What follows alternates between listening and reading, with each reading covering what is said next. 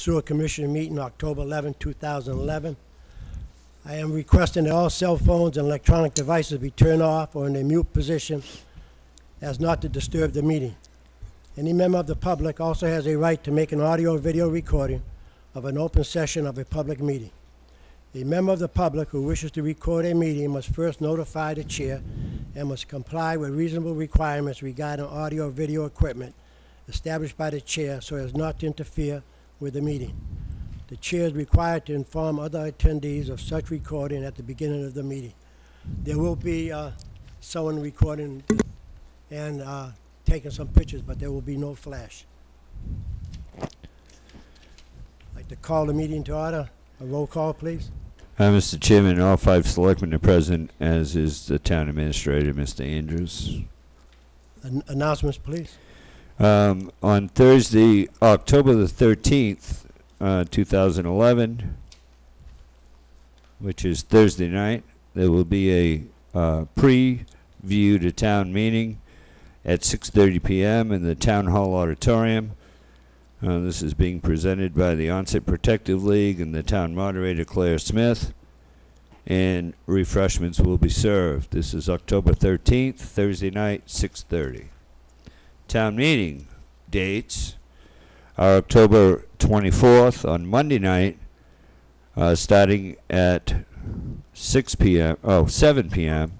6 p.m. is for the Selectmen's meeting at the Wareham High School in the auditorium. Remember that when you come in, you have to check in just like you do when you go to vote, so give yourself ample time.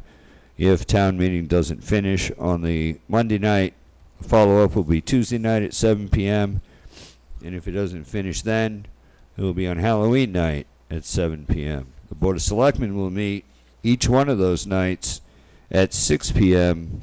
in the high school cafeteria. On Friday, November 11th, we'll be hosting the Wareham Veterans Day Parade. We're really trying to push for a lot of participation. Mr. White will come up next week. He's very camera shy. Works for the TV company in town, but he's camera shy. But he will come up next week and give us a update as to what groups have signed up to participate in the parade. Again, that's going to be on Friday, November the 11th. We will assemble at 10, and the parade kicks off at 10:30. There'll also be a potluck luncheon in the multi-service center after the conclusion of the ceremony. So it'd be really nice to show our support to our veterans who have done so much for our country. And again, Mr. White will give us an update next week on what groups have signed up to participate. On October the 13th, which is Thursday, from 9:30 to 2 p.m., our Wareham Garden Club will be discussing putting your garden to bed for the winter, as well as gourds. Should be an interesting conversation. Again, that's going to be at the I don't have a green thumb, so I have no idea what a gourd is, but it should be interesting. Again, that's going to be at the Thatcher Fellowship Hall from 9:30 until 2 p.m.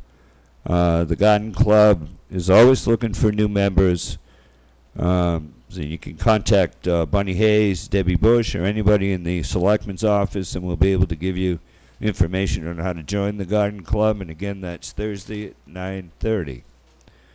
On Friday night, again, at the Marion Music Hall, there'll be a wine tasting, and this is to support Gleason Family YMCA. As you know, Gleason, they do their best, and it is their mission not to turn anybody away from any of their programs for financial reasons. So on Friday night, there is a wine tasting at the Marion Music Hall from 6 to 9 p.m.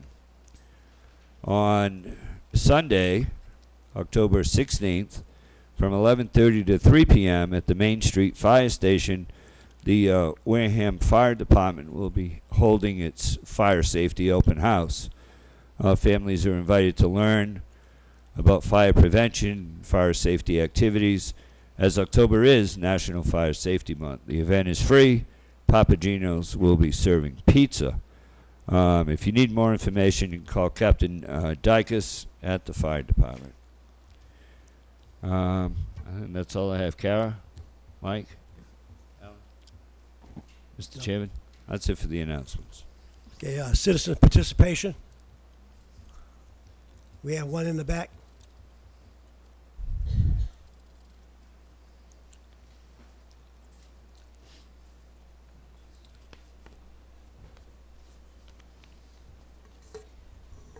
Good evening, Sandy Slavin.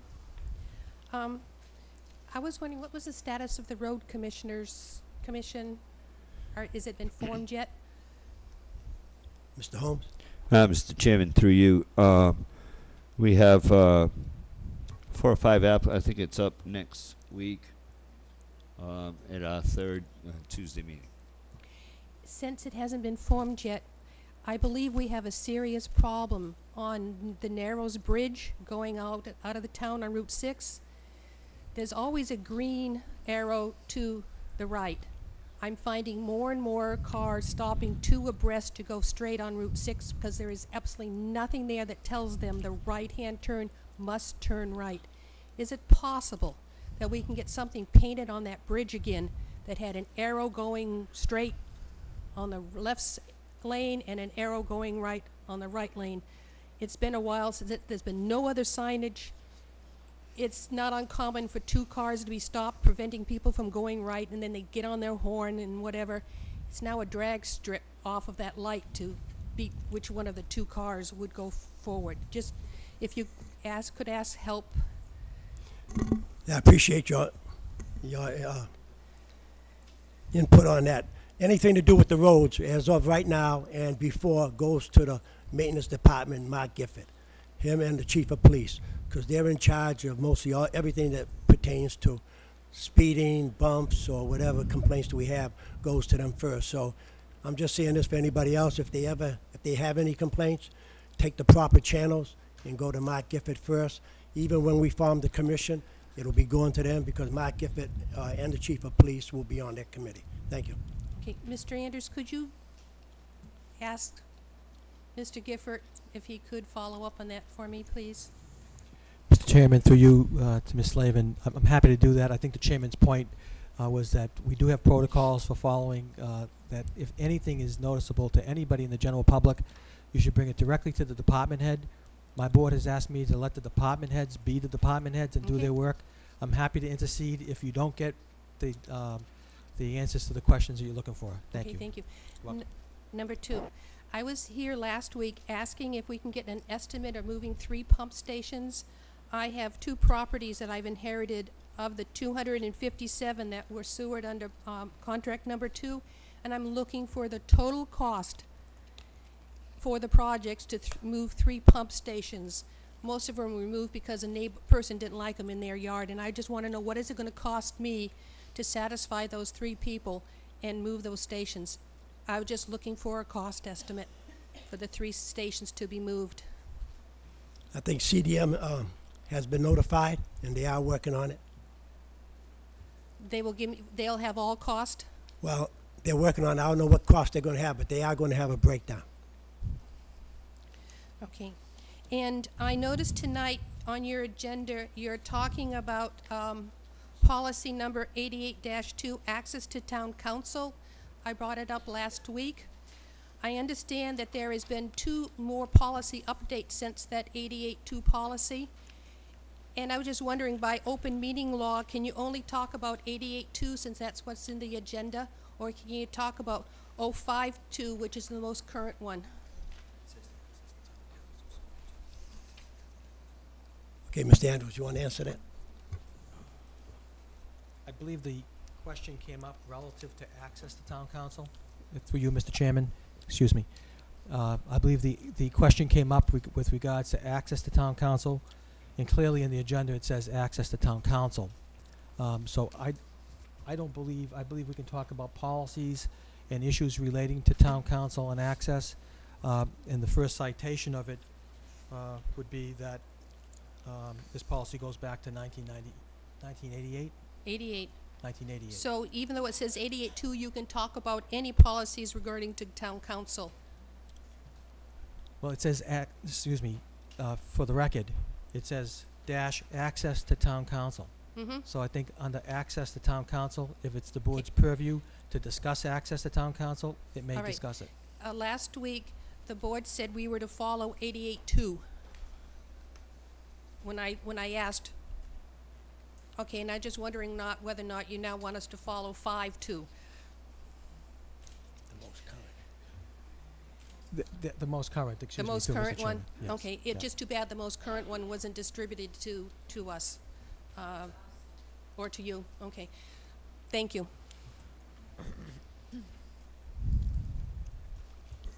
Since there aren't any more citizen participation, next one is the Wareham Free Library. Letter from Inspector General. We had a letter that come to us last week.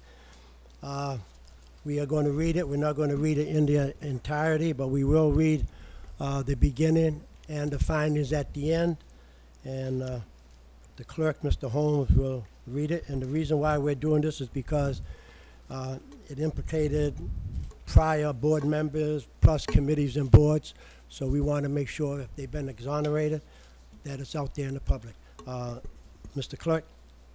And there'll be no discussion. And there'll be no discussion. This is not a public meeting. Thank you.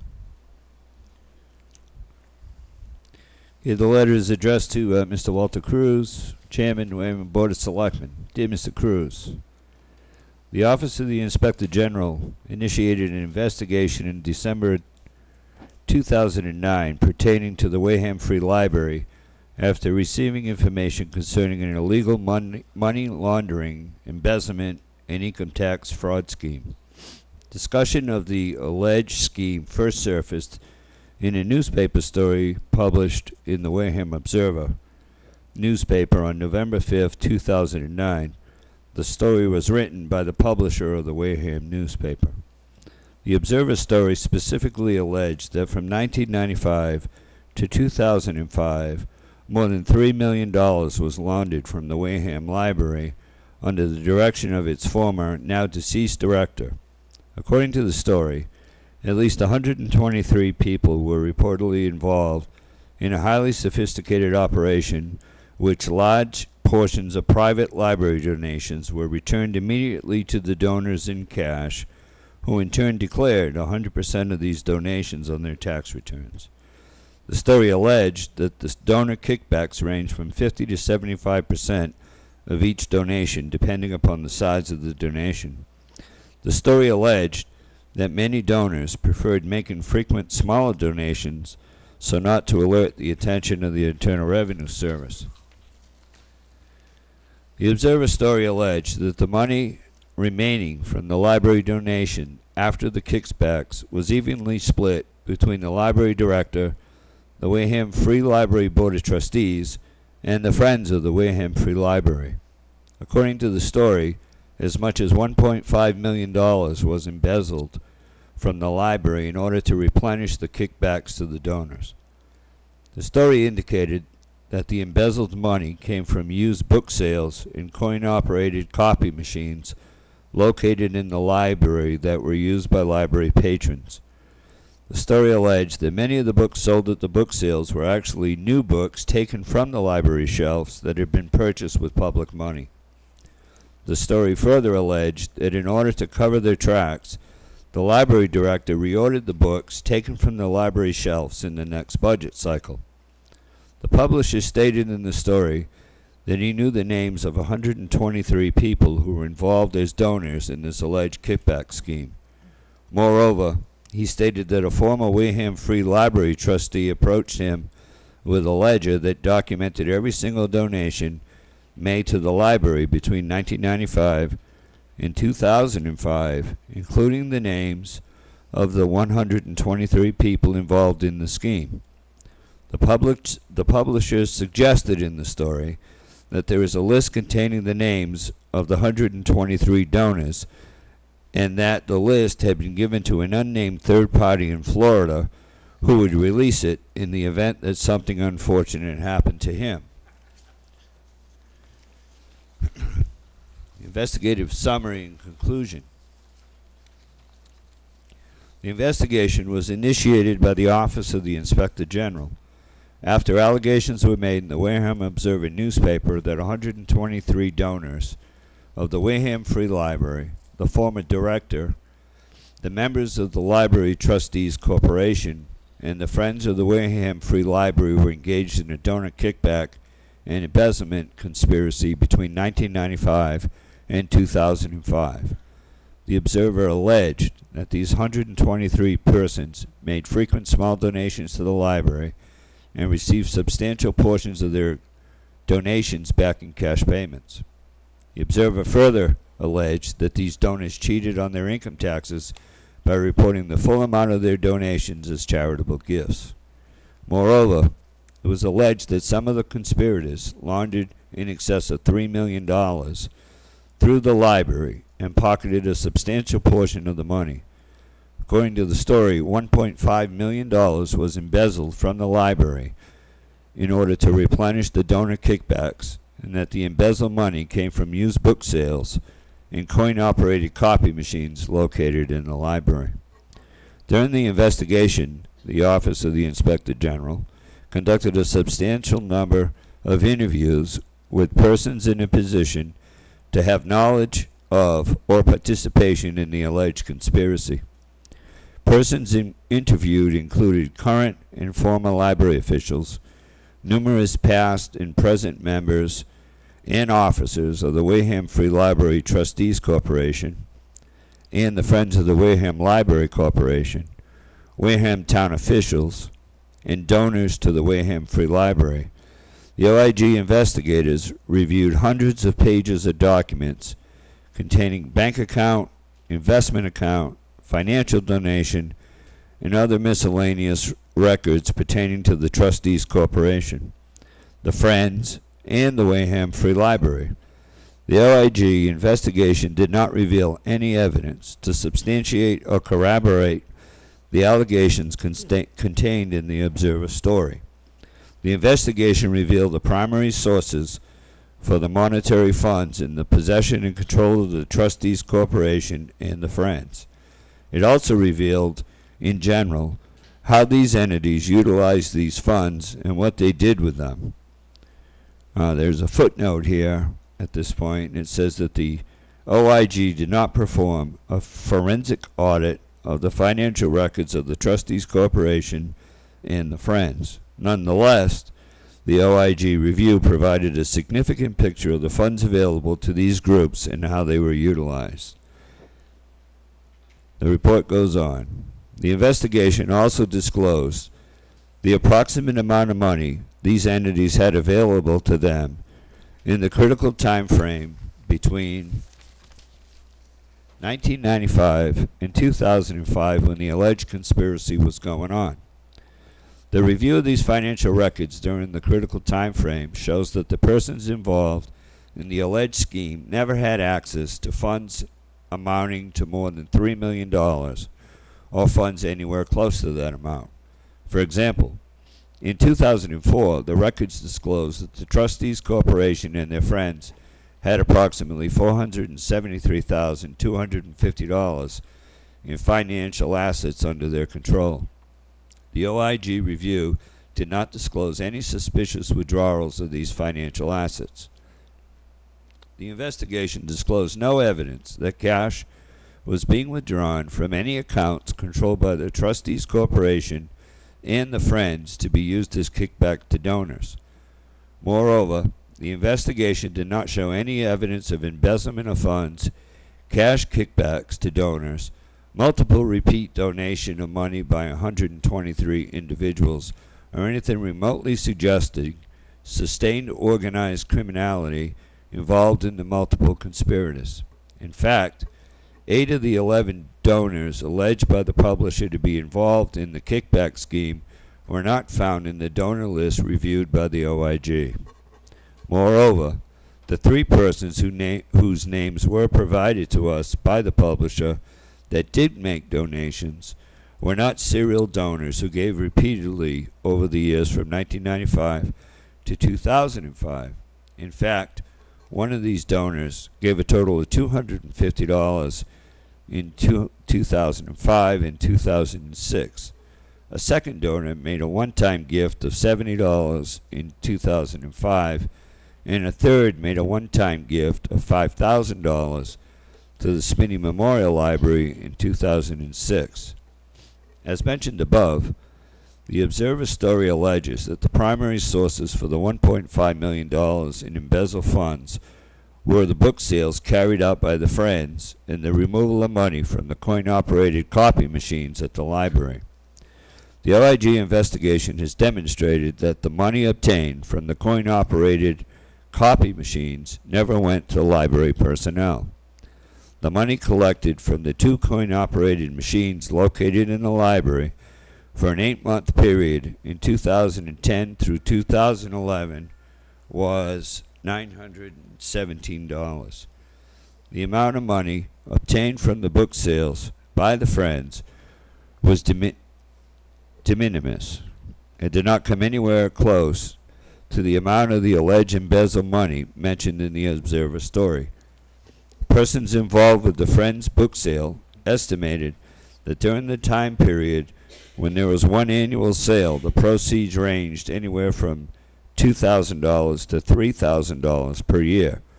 During the time frame of 1995 to 2005, anecdotal reports indicate that one annual book sale was held by the Friends during the majority of that period. When the book sales were held 10 times per year, annual total revenue varied from approximately $11,000 to $21,000 per year. Suffices to say that the amount of revenue generated by these sales could never have supported the kind of widespread organized criminal scheme detailed in the Observer story. In summary, this investigation disclosed no evidence that a donor kickback and embezzlement conspiracy ever took place. Absent the production of compelling new evidence to the contrary, this investigation is closed. Sincerely, Gregory W. Sullivan, Inspector General. Mr. Chairman. Thank you very much, Mr. Clerk, Mr. Holmes. Discussion of Westfield? Mr. Chairman, in your packet, in front of you this evening is an update. I asked Susan Green to provide an update. You have the hybrid of a letter that we had drafted to the 5 bidders previously that we are adapting to send out to over 100 other companies that could be interested as prospective applicants and participants in this process. And that's the update that I have tonight on the Westfield project, Mr. Chairman. Thank you very much. Consent agenda, Mr. Clerk.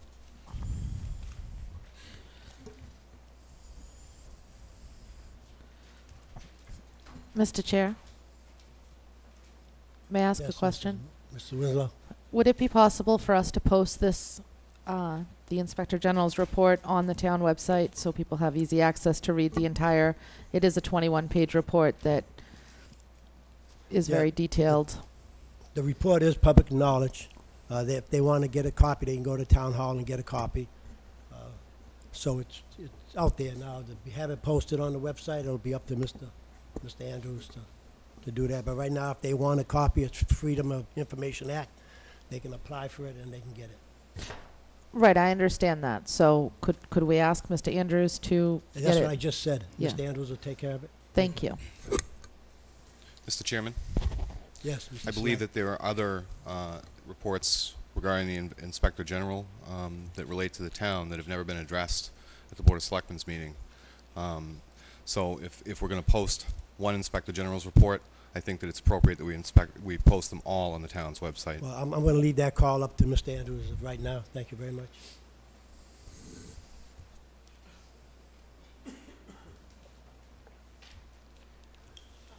Mr. Chairman, I think we have an update this week on contract 2 change. Yes, we do.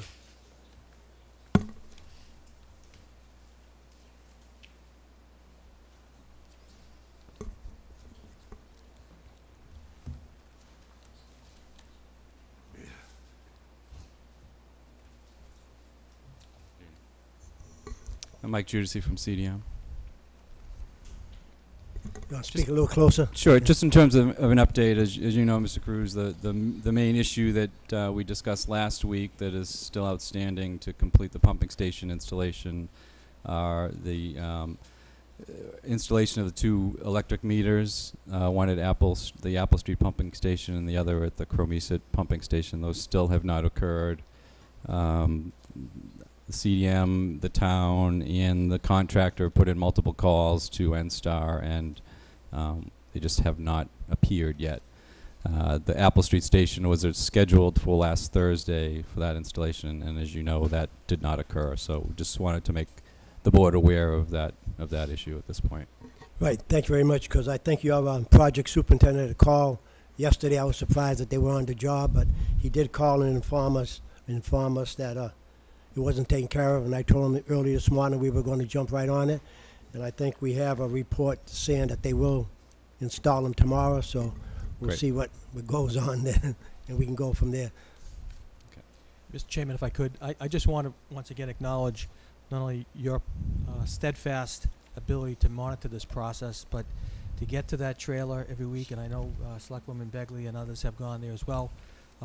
We did get confirmation back from Karen Ray that the installation should happen tomorrow, Mr. Judici. Great. Okay, Mr. Thank you, Holmes. Mr. Chairman.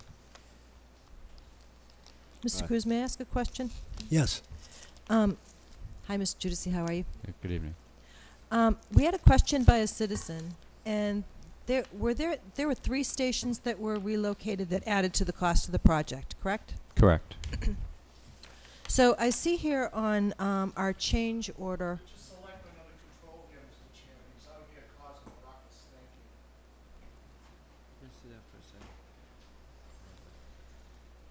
On page 3, do you have a copy of it with you, Mr. Judici? Of the change order itself? Yes. I'll be right back. Yes. On page 3, at the top, it says there were additional electrical subcontractor costs for all 3 stations due to the relocations. So the total cost for the relocation of all 3 stations as described above. So would that answer the question that the citizen had presented to this board? That's the total cost of the relocation of the 3 pump stations?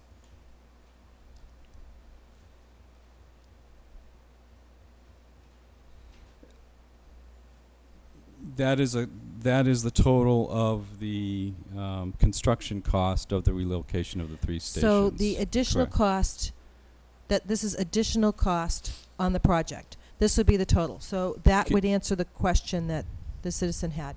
So that would be it's $119,232.51. That is the total for the work at the station sites themselves. In Mhm. addition to that, there were other costs at 2 of the stations, at Cromeset and at the Mattapoisett station. They also had to change the direction of flow of sewers. So as you see in the change order, there's another portion in the actual change order paperwork itself. Yes. There's an additional... I see. That's at the bottom of page 3. And No, no. actually, no, I think you're No. looking at the letter dated May 18th. Is that the one you're looking at? No. This one's dated September 22nd. Okay.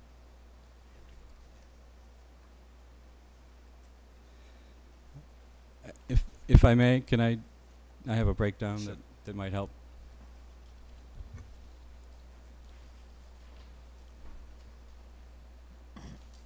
Thank you. Do you still need it? I might. Yeah, okay.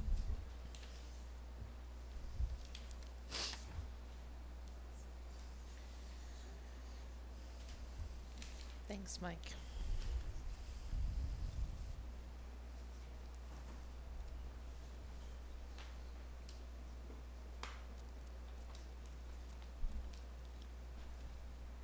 So in response to the question that came up last week, I sort of reworked the table that I had previously provided to you at a previous meeting. So to your point, Mrs. Begley, as you see on the construction portion of the change, at the first line, sewer pipeline changes, there's a 15,000 and change cost for each of the Cremisa and Mattapoisett Road stations, so there's an additional $30,000 on top of that 119 for a total of $149,000 construction cost change. In addition to that, at the top of the page, there were additional costs for redesigning and preparing new easement plans for 2 of the stations. And as we've discussed previously, the additional costs for resident engineering services. And in that case, and that's just based on the time needed to be out there, as you know, that really isn't allocated for each of the stations. So in terms of simplicity, I just divided that equally amongst the 3 stations just for talking purposes. So the total cost to relocate the 3 pumping stations is $314,441.47. Correct. Now, there may have been additional costs on the town side. These are the costs that we have processed and associated with this change. Certainly. Whether there are Thank other outside legal costs that are outside our contract, I'm not aware of those.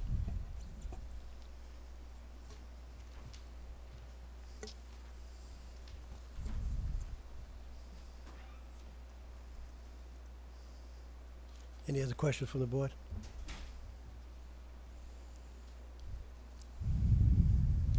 Okay, on the contract, did you go over that yet or no? Mr. Chairman, I saw some traffic on the $5,000 that was in question last week. Is that still, or the $5,900 still up in the air, right?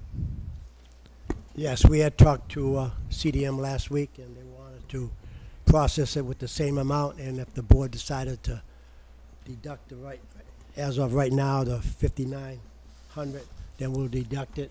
But if it's due, then we're either going to pay them now or pay them later. It's a matter of if we can build a town for that, because it was a water pipe, and we'll have to run down the information and make sure we got all the information from both parties. Make sure it was done properly. Mrs. Winslow? Mr. Chair, I did read the emails that went back and forth, and Mr. Giudice, the Wareham Water District claims that they have spent in excess of $100,000 repairing water pipes that were broken as a result of the sewer work. So how is it that towns normally handle something like this? I mean, if we were in an MWRA district and a sewer contractor, so I guess it seems to me that the water district is blaming it on the construction work that's going on. And from my perspective, anything that has to do with repairing a water main falls under the water district, because we're separate. And I guess I'm not understanding who is ultimately responsible, because if the contractor is just busting up water pipes all over the place, then, quite frankly, that's the contractor's problem, not ours. And if we have paid over $100,000 out of water district funds, which is all of our funds, because we all have to pay for it, then I have an issue with that too. And now I'm thinking there may be more to this than we've been led to believe. Mr. Chair. Go ahead. I haven't been privy to the specific emails, but in general, it's a good question. Typically, most communities, with the exception of, as you said, MWA type communities, the water and sewer systems are both part of the same municipality. They aren't separate entities. In terms of work that has been done during this contract and others, certainly the water department has fixed a number of water mains. So has the contractor. If the contractor hits a water main, he's responsible for repairing that at his cost, and that is what has happened. In this particular case, this was a water main that was outside the limits of his work. As he was moving the trench box, which supports the trench to install the sewer along, The soil that had previously been supporting this water main gave way, and that's what led to the sewer break, the water main break. As I said, during the course of his operations, the contractor fixes water mains on a regular basis. It's usually not a major issue. It's an hour here and there, and he just takes care of it and does it. In some cases, the fire district has participated in that as well. In this case, because it was such a long shutdown, it was a 6-hour process by the time they could make the repairs and get back to installing sewers. Essentially almost a whole day. It was 9 to 3:30, I believe, were the hours. So it was only because it was such an extensive or extended period of time that it took him to repair this that he asked to be compensated in the first place. Again, this isn't a case of him acting negligently and hitting a water main that was clear where it was and he needed to protect it. This is something that happened outside the limits of his work, and was just a case where the water main gave way once they removed the soil behind that was supporting it. So in your professional opinion, was the water main damaged because of the excavation that was going on in the area? Clearly, and I'm assuming it's the stance that the water department and a reasonable person could make. If the sewer contract were not going on, the water main wouldn't have broken. And that maybe it would break in a day or a week or 10 years from now, but clearly if that work had not taken place at that period of time, that water main would not have broken. That being said, it wasn't due to any negligence by the contractor. It was just part of his normal operation. Right, but I think we as a board, the issue last week was who is responsible for paying that portion of the bill. And I want to make sure that the right party ponies up. Understood.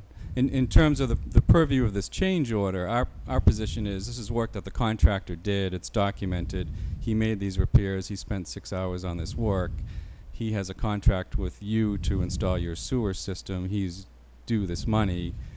Whether there's an issue between the town and the fire district in terms of who ultimately is responsible, it's a gray area and it's a good question, but in terms of the contractor, he did the work and therefore we feel he should be paid for it.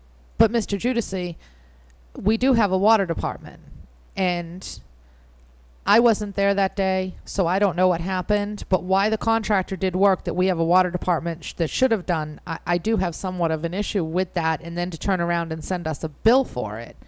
I mean, the water district is literally right down the road, and if help was needed to assist, then, you know, I mean, this is where I have I understand that the work is done. I understand that they spent 6 hours on it, but if it's a water district issue and we have a sewer contractor performing work on a water main that's governed by the water district, and then they want to turn around and tell us that we need to pay the bill, I mean, it's a gray area all around. And I get you don't have to go into the hole. They couldn't do anything. There was water I get that. But this isn't just as cut and dry of a situation as it looks on paper. Do you understand what I'm saying? To an extent, I do, and just to sort of clarify, you know, once the break occurred, the normal operating procedure which they followed was they called the fire district. They came out and shut down the water main. So now you have a number of residents that don't have water. So they need to reinstall the water main to get service back up, in addition to be able to continue on with the sewer work. So in good faith, I guess, they went forward and made that repair to get people back on water service, and so that they could continue their work. Mr. Judici, getting back on that one now, you did inform the water department, which you normally have to do because you have to shut off the main, correct? As soon as it's broken, you have to call the water department to make sure they come out and shut it off. Now, when they shut it off, was there any dialogue between, are you going to fix it? Is that normal, or do they fix it? In this particular case, Mr. Cruz, I don't know. I think they just came out and shut down the water main, and I don't know whether there was a discussion or direction from one party or the other. I think the contractor needed to get the water main repaired, so he repaired it so it could go. And normally when you bust a pipe, is it normally the contractor does it, or is it the water department that fixes it? And it depends. Again, in this case, from what we've been told, it's been a combination of the two, depending on the circumstances of that particular situation and what governed who did it in this case. I can't tell you. I just know that the contractor did it. Right. And the other thing, I just want to remind the board that CDM is working on the project as our project manager, making sure that everything is documented and that we don't get overcharged, or everything is operating in the procedure that's supposed to be done in normal construction, day-to-day operations. So CDM had to okay it for them to do it, or else they wouldn't have done it. Is that correct? In terms of the water main On repair? the water main.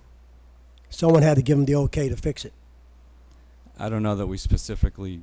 What I like to do is make sure we have the documentation on that, because if the water department did come out and said for you to fix it, that's one thing. And if it's a normal procedure for you to fix it, then you're our construction manager, and you would have to give them the okay to fix it, unless it's in the contract. I'm not sure of the specifics of this case, Mr. Right. Cruz. If we were, we typically do not direct the contractor to do work. Right. That's not our role. We don't direct them. We observe and make sure the work that they do is done in accordance with the plans and specifications. So it's beyond the scope of our work to tell him to do specific tasks. Well, that's what I'm saying. He's doing Pacific. Now, someone must have told him to do Pacific, or he normally does it. And it's up to you to make sure that we're not, like you said, it was 6 hours, so it was documented. So right, so he's doing due diligence for the town to make sure that we're not getting charged 10 or Correct. 12 hours and just 6 hours just doing. And that was done. I just don't want to leave the impression that we told him to fix the water main, because we didn't. So it's the board's preference. Either we're going to pay him now, we're going to pay him later, and work it out. It's $5,000, whatever it is, Mr. Clerk. Yeah, Mr. Chairman, you know, I understand the guy needs to get paid, but here was the question, as I recall it from last week. Correct me if I'm wrong, please. The question was whether or not we paid the $6,000 under the change order. If we pay the $6,000 under the change order, it goes on the betterment fee. If it's paid outside of that, it doesn't. That was the question that I thought we were going to get updated on this week. So we could get this bill paid. And I thought we were going to see new paperwork with the correct figure, if that was the case. Well, as far as I know, at our meeting on last Wednesday, they said they were going to do the same paperwork, and if we decide on the $6,000, we would deduct the $6,000 and pay it, and then we'll go from there. All right. Because they do need to keep payroll going, so. And I think we did have a figure on that 155. Yeah, it was minus- 149, 441, 47. Everyone Your get that? notes.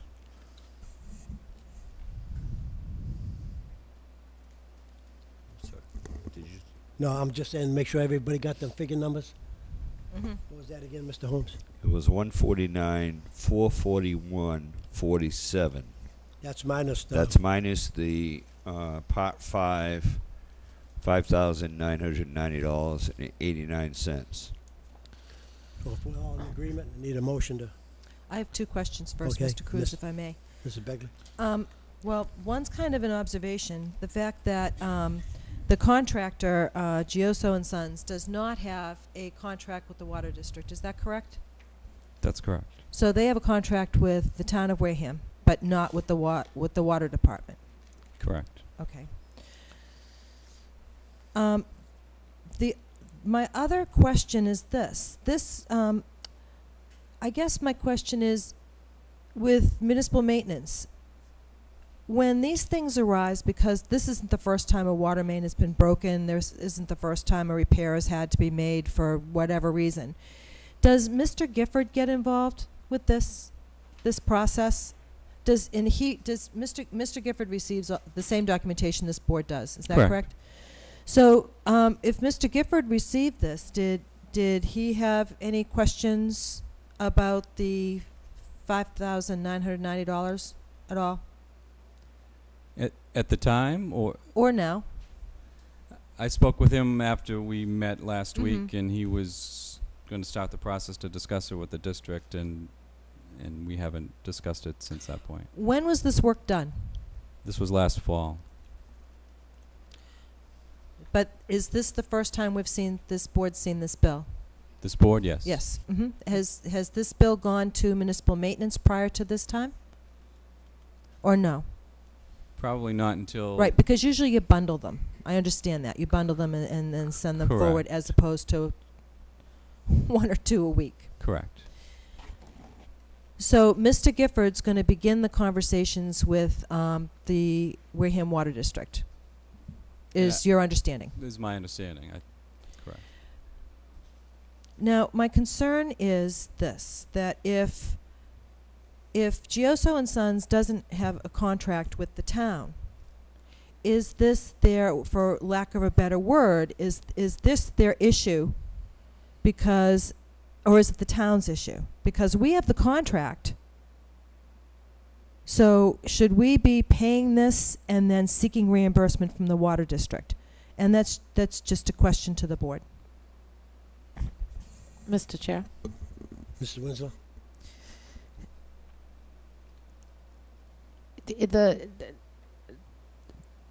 I agree that those are part of the issues, but the other part of the issue is that I think in the end we're going to have no choice but to pay this, and I doubt we're ever going to see a dime from the water district because they believe that they've done a great deal of work because of the sewer project that they wouldn't have had to do. And it really doesn't make all that much sense for our town officials who have a lot to do to spend their time, you know, throwing sand at each other in the sandbox. But here's my issue. If this contractor is going to go ahead and fix a water main for a district that they don't have a contract for, I don't ever want to see another one of these bills in front of me, because he needs to go to the water district and get permission from the water district to do that work. Or he needs to contact the construction manager and ensure that this truly falls under, because I don't believe, and Mr. Andrews can certainly consult with town council, I don't believe that we can pay this out of anything but the betterment. And that's, you know, I have a real issue with this whole situation, Mr. Giudice, and I don't know how it is that something that happened last fall is, you know, suddenly before us and nobody knew about it. And, you know, I'm going to tell you, I'm having a hard time with this whole situation, but I don't want this to happen again in the future. If the water district needs a contractor to come in and fix a water main, then it's up to the water district to contract with a contractor. It's not up to us or the sewer users to be paying those bills. That's my opinion. Now, if the contractor broke the pipe, then he would be responsible under the contract. In this particular case, it seems that the disturbance of the dirt in that area may have been what caused the failure of the pipe. Who knows? Obviously, you know, we don't just go digging around to see if water pipes are leaking. So, but I have serious reservations about this. Well, getting back to your statement about going to the water district and having them contract it out and put it back out, what happens is in construction, if you do that, the contractor has a legitimate right to have downtime, and we'll have to pay them for every time for remobilizing, and it might take 3 days, a week, 2 weeks. So normally the quickest way is, when I was out there, is to have them do it and just pay them. Now, there's been more leaks on that, more breaks between number 1 and number 2 than we have here. And this is only, I think, the first one that we have for back charge. This is the only one, yes, sir. It's the only one. All the pipe is installed, so the right. So most of them have been broken and repaired. Correct. Mr. Holmes. Mr. Chairman, I mean, it was a scene in Forrest Gump, but I won't repeat it. We're talking about $6,000 now. I attended, as you know, for quite a while, the meetings on Wednesday mornings at the trailer. And I can tell you, through you to Mrs. Winslow and anyone on the board, that Giosa and Son has spent a great deal of money in this town doing work that they were not paid for. Am I correct, Michael, or not? Yes, sir. When you look at the overall project, and I understand the points. My only point with this is I don't want to see this get slapped on somebody's betterment fee because it really is kind of a little bit outside the scope. And I'm sure if we sat down with the water department, we could figure out $6,000. But I won't sit here and watch the contractor get bashed. This is a main water break. We had families with no water. It needed to be fixed. Mr. Giosa did not break this pipe with a piece of equipment. He didn't have an accident. The ground moved. It happens. So he fixed it. $6,000. It's not a lot in the scope of the project.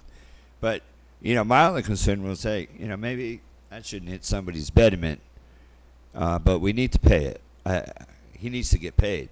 But I don't want to sit here and listen to Giosa this, Giosa that, Giosa this, because I can sit here for an hour and go back and get all my notes and tell you everything Giosa did for free to help the town out over the course of Project 1 and Project 2.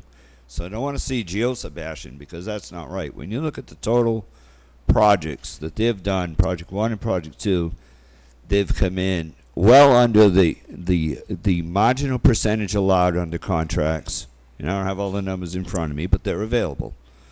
So I don't want to hear the contractor getting bashed here.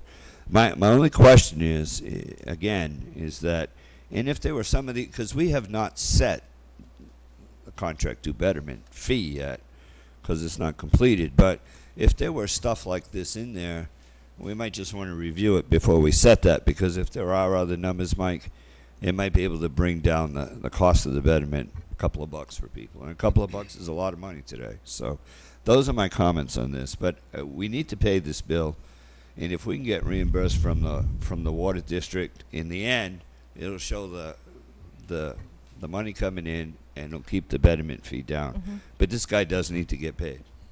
That's Those right. are my comments. Okay, with that, Thank we're going you. to end the discussion, and we're either going to take a vote either to pay it as written, the 155, or with the subtraction of... I'm going to make a 6,000. motion. I'm going to make a Make a motion, motion. Mr. Chairman, to pay change order number 2. Put my glasses on. Highlight. Change order number 2, contract number 3022, in the amount of $155,432.36. Second. Motion made and second by Mrs. Begley. Since we already had a Oh, shit. discussion. On your paper, Walter. No, that's all right. You can mark on it. If you want it, you can take it. Ellen, you seconded that? All in favor? Aye. Aye. Aye. All opposed? 500. And Mr. Chairman, I'd further, at this time, I'd make a request through you to Mr. Andrews. Mr. Andrews, just speak with Mr. Gifford and follow up on his communications with the water department on this, please. Thank you very much. Thank you. Certainly, Mr. Chairman, thank you. Right. Steve, did you want this? No, You that's got yours. notes? No, I have a copy of that. I thought we were going to get a new one this week. That's why I didn't. We have no licenses this evening. Town administrator's report. Just 1 second. Oh. Thank you very much, Mr. Judici, Oh, and my we God. don't need him for anything else. Is that correct? Make sure I don't leave you. Thank you very much. Thank Okay, you. thank you very much, Mike. Heads in fog.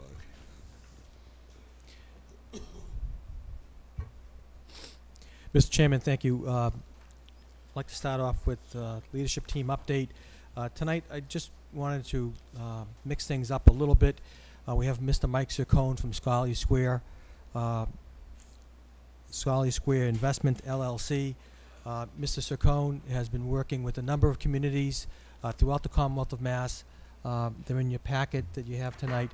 I just wanted to start a discussion. Please, Mike. Thank you. Start a discussion with regards to outstanding municipal delinquent tax collections and how that's going around the Commonwealth. As I talk to other municipal managers and town administrators and mayors, I'm hearing that we need to think outside the box as it relates to this type of activity. And once again, I asked Mike to come and provide us with a update from what he's seeing in the marketplace. We met with Mr. Foster, and we are working on discussions relative to how this might fit into our collections systems. And through you, Mr. Chairman, I'd like to introduce Mr. Mike Saccone. Thank you. Okay, thanks very. Identify yourself and go on from there. Okay, thanks very much. I'm not used to the microphone. Am I you know, There you go. my grandfather was an auctioneer, and I grew up doing auctions with him every Saturday night, and I'm used to just bellowing at roomfuls of people. So this is a little this is a little strange. We used to run the auctions in Medway every Saturday night. And one of the fellows that would come ran a flea market down here. I don't know if you remember. This was showing my age, but he had a little flea market out on Route 28 in Wareham. So we'd have the auction on Saturday and then have the flea market on Sunday. He's probably got some of the stuff we sold him at the auction over there. So at any rate, I've got this little. It's essentially a slideshow, and I feel if anybody wants to interrupt at any time, go ahead. I can be as brief or as detailed as you like. This kind of an interesting area when you get into this. This is property tax collection is this very not recognized area in the Commonwealth. There are, in fiscal year 2010, a little bit over $900 million in uncollected real estate taxes in the Commonwealth of Massachusetts. And when you consider the state budget is $31 billion, it's an enormous amount of money. And it's sort of hidden money that cities and towns don't realize they can access. And I'll give you a little bit of the history of how we got here and what it's all been. The second page, you can see, this is from the Department of Revenue. The town of Wareham has over $3 million in delinquent property taxes as of June. I've been involved with a first Bear Stearns. They went the way of all flesh in the financial crisis, and more recently with J.P. Morgan. I've worked as a consultant to them and have, in one way or another, I've been involved with property tax liens for a little over 15 years, all around Massachusetts, and it's sort of coming of age now. This essentially what I'm going to talk to you about is the idea of the town, taking delinquent taxes and assigning them to myself, to a third party, or someone like myself, to a company that buys the tax liens or delinquent taxes. And this is a very common practice around the United States. It's Florida, Ohio, New Jersey. New Jersey, by law, must sell delinquent taxes. There are 473 cities and towns in New Jersey. By law, when you go delinquent after a year, they have to sell them off. And I can tell you that there's a lot of misconceptions, and people have the notion that this is, everybody's seen A Christmas Carol, where Scrooge has Bob Cratchit who works for him and Tiny Tim, and they assume that's what tax lien collection is about. And the realities are really interesting because it's not what it's like. But let me just go through this quickly and give you the overview, and then we can get into more specifics. In the last few years, there have been bulk sales. Cities and towns have started to put their portfolios together and sell them off. Typically, they're sold at full value. There's not discounting. And the reason is that delinquent taxes accrue interest at very high interest rates.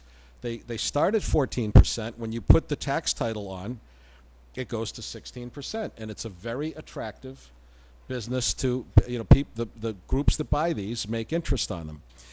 As a rule, they don't last long. About half of tax liens are paid off in 9 or 10 months. Not a small amount go to foreclosure, and once they get into foreclosure, most of them get paid off. Very, very few really get to, and I'll get into the reasons for that, actually get foreclosed. The reason this is going on in Massachusetts is in 2005, the legislature changed Chapter 60 which governs local taxation, and they added a section called Section 2C. Pretty much modernized the sale of tax liens, and brought it on a footing that was common to other jurisdictions in the U.S. There are in Massachusetts, there are a number of protections in Chapter 2C for taxpayers. And outside of the statute, there are other functions. All tax foreclosures go through the land court in Boston. I don't know if anybody's had any good, bad, or indifferent. The land court is extremely sensitive to taxpayers and extremely concerned that taxpayers have every opportunity to pay off. It's a very close. I mean, I know all the judges. I've been in there for a long time, and they're very, very sensitive to taxpayers. As you can see, there are a number of communities that have sold their tax liens. Worcester, Methuen, Haverhill, Norwell, Weymouth, Hopkinton, Framingham, Marlborough. City of Lowell is just about to do it. Fitchburg will do it. Up near where I live, Beverly and Peabody will do it. Somerville, I know, will do it. The reason that it's attractive, what happens is this. Under the law, on July 1st, taxes are due. And they're not paid, they're delinquent. They start accruing 14% interest on the collector's side. The Department of Revenue allows cities and towns to book the entire tax levy as if it's collected. I don't know why they do that. I think the philosophy was they think property taxes always get paid. The reality in the real world is that if you have 10,000 assessed parcels, it's like having 10,000 customers. And whether you sold property taxes or whether you sold sporting goods, not everybody pays you on time. So there's no way in reality that out of 10,000 accounts, you're going to have a few hundred that are delinquent. Over time, it snowballs. And cities and towns, treasurers are typically, collectors and treasurers are local people. They're locally, they're ties to the community. They don't want to, actually in this environment, in the last few years with the staff cutbacks and the budget cutbacks, not only do they not want to collect it, I mean, they don't want to aggressively collect, they don't want to go after people. They can't. They don't have the budget anymore. I talk to treasurers that they don't have the time. They just, it's just impossible for them to, they have hard enough time keeping up with the people who do pay, let alone thinking about the delinquencies they have. So what happens is, and you can kind of go to I think about the 6th page, you'll see a chart in Wareham, and it shows you, this is all from the DOR. These are the tax titles and the delinquent taxes for the last few years. It's just like running a credit card balance. The town has about $3 million that it ultimately you'll collect the stuff from 5 years ago, but in a sense you never collect it. It's like a running balance of several $1 million. This is quite typical of what we see around the Commonwealth. It's just I call it a treadmill. That was the couple of slides that you see before. You never really get down to zero. You never collect 100% of your accounts. The one approach, a solution that cities and towns are latching onto, is to sell the portfolio. You put it out for bid. Contractors like myself will come in, and typically we buy. The way it works is we buy everything we can. What that means is we'll pay 100 cents on the dollar for every possible account we can. What happens, given the existing, the way things have evolved, is that a lot of the portfolio, the taxes have grown beyond the value of the real estate. We sat, Mr. Andrews and Mr. Foster and I sat, and one of the discussions was a pretty significant subdivision. I don't know how long it's been around. Probably very a viable property. It's not wetlands. It's not it has some economic value, and it's got a sizable. I don't know how many hundreds of thousands of dollars are on all of the 18 lots are due, but it's. Mr. Foster thought it's probably more than the current market value, especially in this tough housing market where there's not new development and so on. Well, under the law, I have to pay you all the taxes due, and at least 50% of the interest. Under the law, even if I paid that, I still couldn't make it work. So I think what will happen in the next year or two, the legislature will go back and amend 2C to allow those types of situations to be addressed. But for the moment, I think the informal discussion we had is about half of the $3 million is viable and could be sold at 100 cents on the dollar. Okay? So when you do this, what happens? I mean, I don't know, is anybody delinquent on their tax? Should I not talk? A lot of taxpayers are hysterical. They feel that, they're going to be kicked out of their house in 48 hours. It's not what happens. In fact, we really don't, beyond the fact that we notify them and let them know that we have the tax obligation, we don't aggressively collect. We let them know. We can put them on a payment plan, but we don't have to call them. We don't have to be nasty. It doesn't have to be it's not a typical collection scenario. What happens though, the benefit for the town is that you're made whole. You get all your taxes on those accounts. You get all your interest, and then taxes still. The other thing is, once we take a tax account, it's not in here. We will then start to pay the subsequent taxes. So the next quarter, the next fiscal year comes up, under the law, if those aren't paid, we will pay them and add them to the tax account.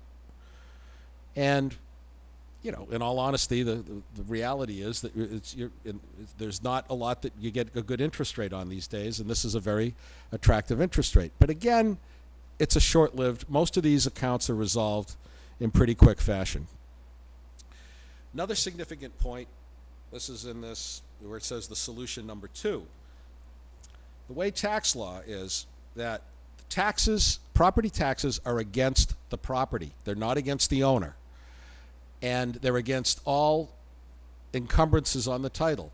So any property that has a mortgage on it, the bank must actually pay the taxes to preserve their mortgage. So like Mr. Foster said in our meeting, what he's seeing is the payoffs he's getting, a lot of them are from the banks. They will then add the taxes to the mortgage, which they can do under Chapter 60, and they collect, they get paid on the mortgage however they get paid. So the banks will step in at some point in time and make the account, satisfy the account. One interesting thing I see in the field is that not all banks are created equal. Some of them wait until the last minute, and until they're pushed, they don't do it. And I don't know why they have, why one bank keeps up on it and why others don't. But in this, unlike the last recession, in this environment, most of the banks are paying these tax obligations. The thing you don't see, and I am in a lot of city halls, town halls, and a lot of municipal officials, maybe you folks are different, but the treasurers, the collectors, and even sometimes the assessors, they don't get out in the field all that much. They can't. They're swamped with what they do. And what they don't see is what happens to the properties, whether they're housing or commercial, when the taxes go delinquent. It brings on a lot of blight. And I think, and I could show you, you can see this is actual photos of Revere. There was one property that was in a nice neighborhood. 7 years it was boarded up after a fire. And until it was pushed, it would have sat there forever. The other thing that I see, and it's really kind of a hidden reality, and this is after doing this for 15 years, nobody likes to pay taxes. I don't like to pay mine. I pay them, I pay my property taxes, and it's, I'd rather spend the money at Fenway Park or the Boston Garden or something, But you pay them. And nobody likes to collect, and nobody wants to be, to push people to pay. But what I see is that if you don't collect these taxes in the first few years that they're delinquent, it balloons out of control. And whether they're commercial or residential, if you're trying to get $2,000 or $3,000 from somebody, it's one story. And if you try to be, and you have the best of intentions, and some of these tax title accounts you see everywhere are 5 and 6 and 8 years. I've got one 8 years old, and it's fella owes 90. It's an office building, $98,000 on it. He's never going to pay it. If he'd done it when it was a $10,000 delinquency, the town would have been satisfied, and he'd keep his property. And that's what I see. Municipal people have the best of intentions, and they let this, they just let it just balloons out of control past the point where people can address it. Anyway, what happens with Chapter 2C? City or town puts out a request for bids.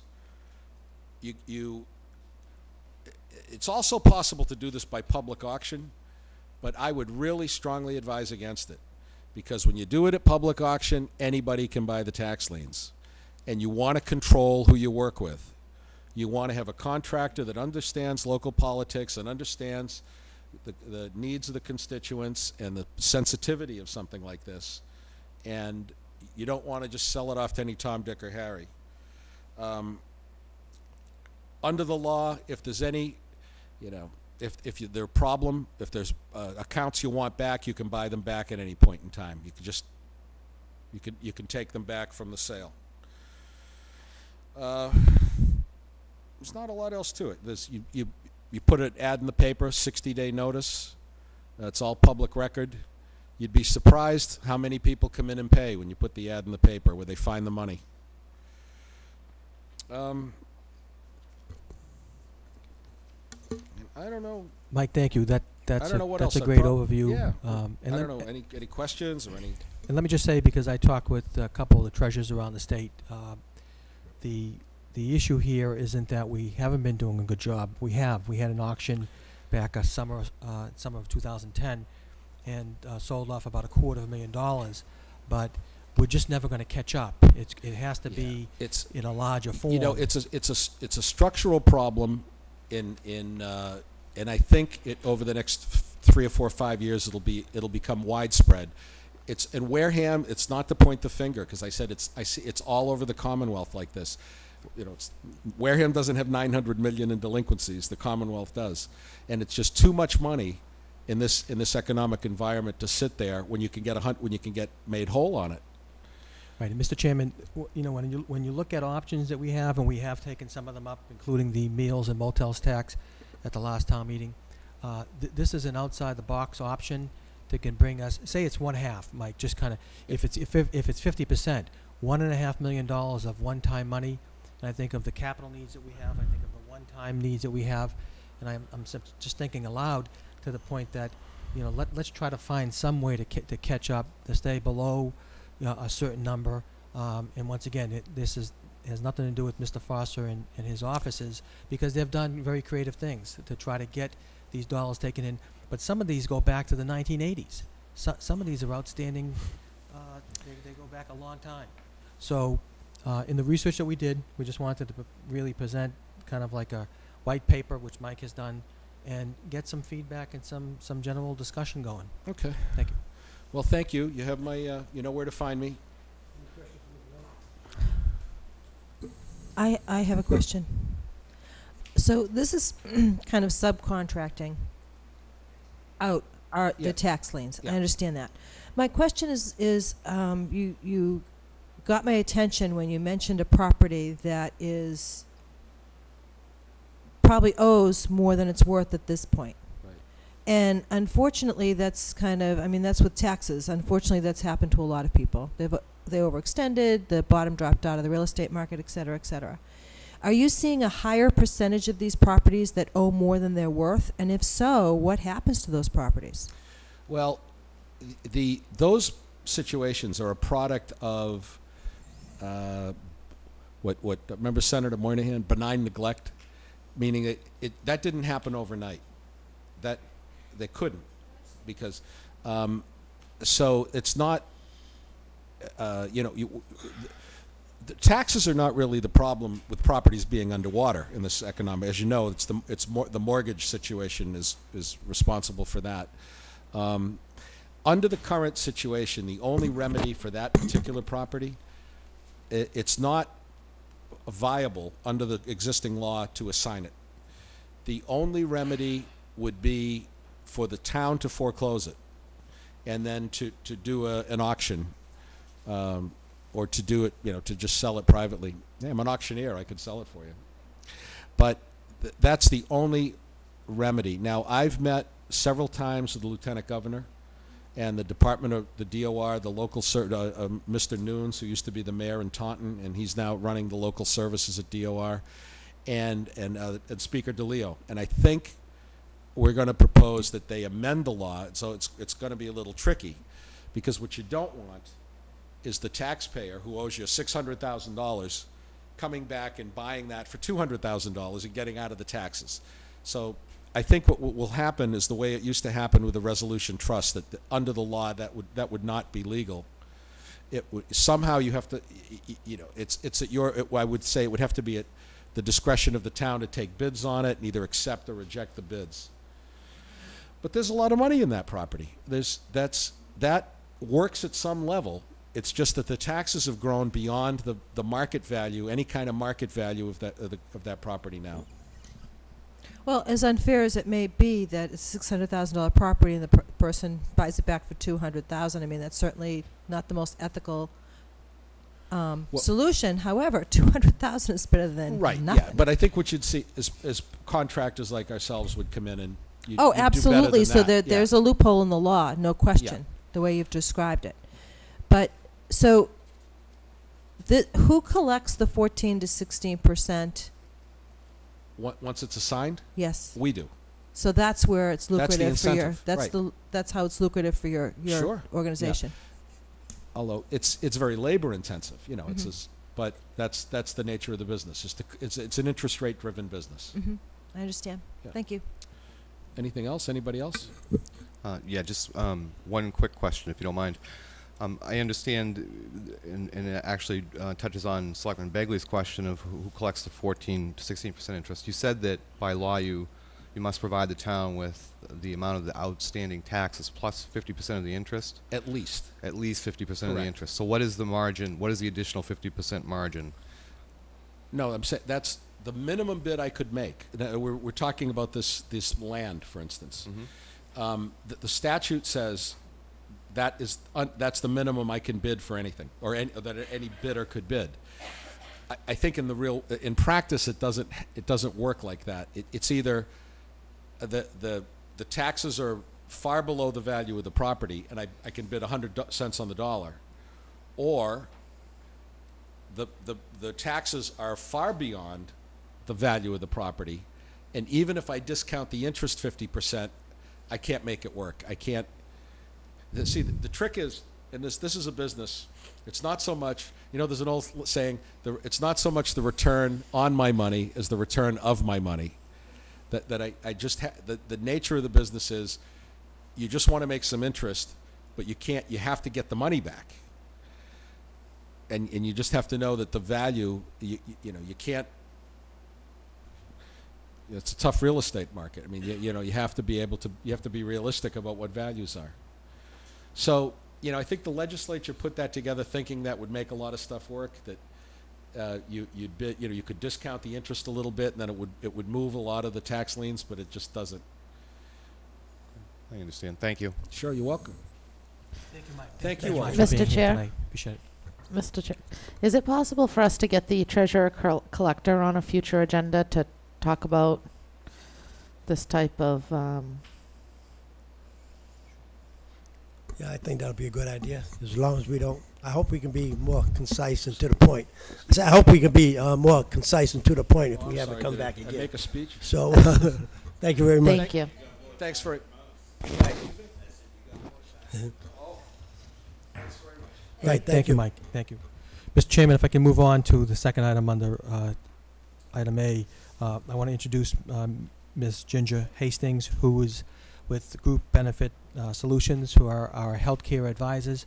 And A funny thing happened on the way to the forum with Chapter 69, which is a new healthcare law for municipalities, and Ginger's been working very closely with us and our fiscal staff, personnel staff, to look at a number of different options, and I wanted her to be here to give you an update once again, just an update as to what's happening out there. I've put on the agenda a number of items, including Section 26 on dependent audits, Ginger. So just to give the board an update as to what's happening per your perspective. Sure, thank you. Again, my name is Ginger Hastings, and I'm with Group Benefit Strategies. And there has been some significant changes in Mass municipal healthcare reform that went through with the budget this year. And the biggest changes are the addition of 3 new sections of 32B, sections 21, 22, and 23. These 3 sections basically remove the requirement for collective bargaining to make changes to your health plans. Historically, if you wanted to make any types of changes, such as copay changes, deductible changes, you would have to do that through a collective bargaining process.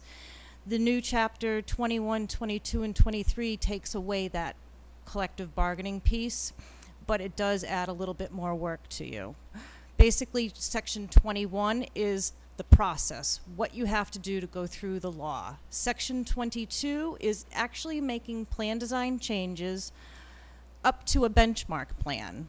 So they're giving you a benchmark. You cannot exceed the benchmark, and assuming you don't exceed the benchmark, you'll be all set. Section 23 is actually transferring your subscribers to the Group Insurance Commission. The Group Insurance Commission is pretty much the insurance for all state workers. They have over 231,000 members on the plan. And so you could then, if you wanted to go into the GIC, Section 23 would allow you to do that.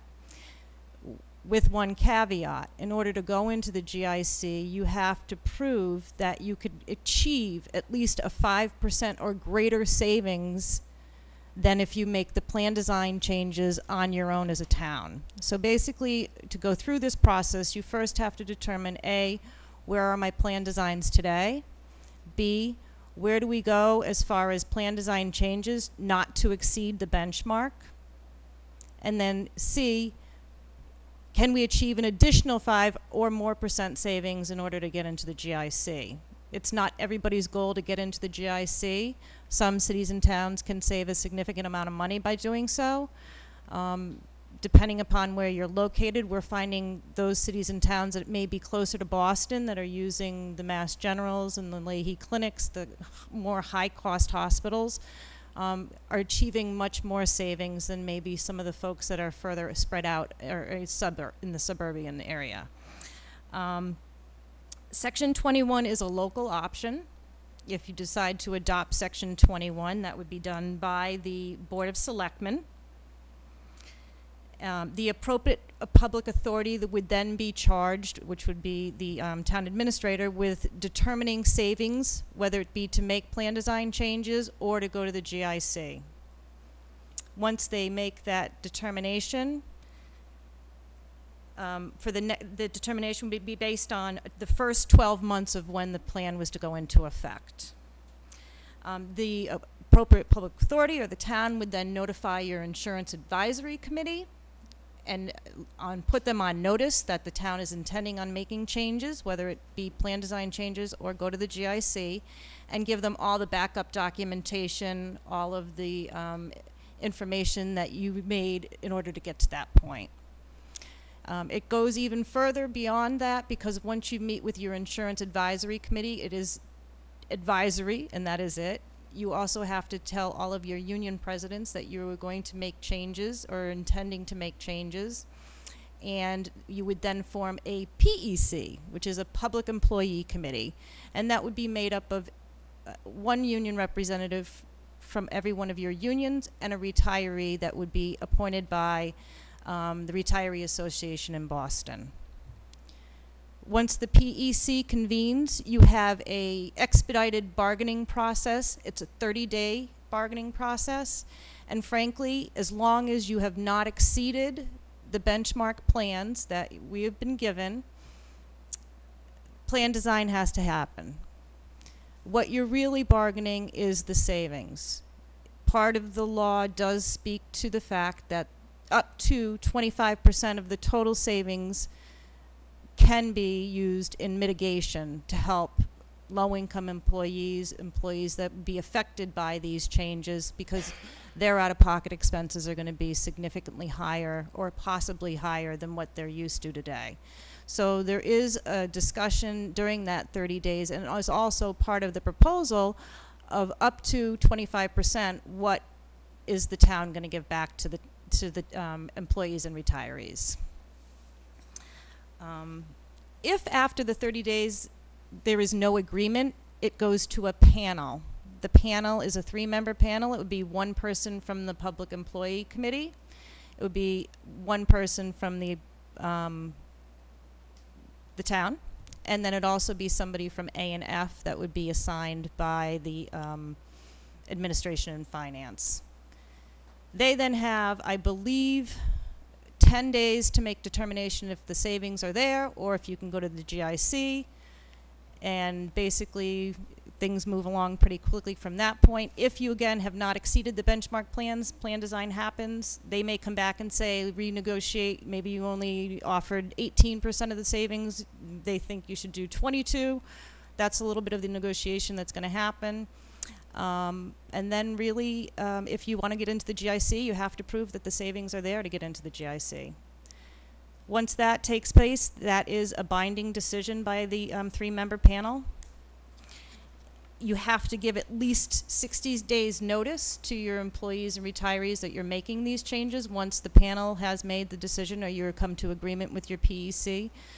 So the process in itself of sections 21 through 23, if it was adopted by the town, is about 125 days to get plan design changes in. So that's kind of it in a nutshell. I mean, there are some other pieces of it, such as you do have to do an audit every 2 years. That's required to make sure that the people on your plan should be on your plan. You'll also have to adopt section 18, which you have already done as a town, which requires your Medicare eligible folks to purchase Part B and go on a senior plan. So some of the things you've done in the past, but this is giving you now the ability to make some changes without having to go through the collective bargaining process.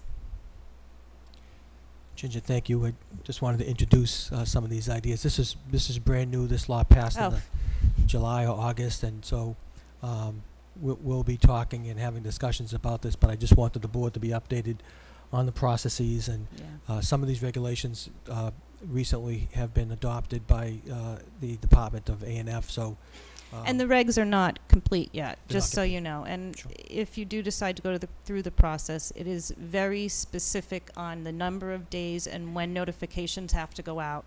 They have to be certified mail. It's very, very specific if you want to go through it, so you really want to make sure you have a labor attorney involved. And technically, you couldn't even vote on this tonight if you wanted to, because you would have had to have notified all your unions that you were going to discuss this or going to take a vote on this. This is purely informational. Sure, just wanted to, yeah, that's fine. Thank you, Mr. Chairman. Thank you very much. Any questions from the board? No? Okay, thank you. You want to continue? Thank you, Thank Mr. you very Chairman. much. Have a Thank you, nice Ginger. night. Thank you. Mr. Chairman, item B, today, Selectwoman Begley and myself attended the Joint Legislative Committee on Housing, and at that hearing, I testified on behalf of the administration relative to House Bill 362, an act relative to the definition of low and moderate income housing, and we spent, it was a pretty good day on Beacon Hill today, I'd say, Selectwoman Begley, and so with that, Representative Gifford has filed this legislation for, I believe, the past 5 years.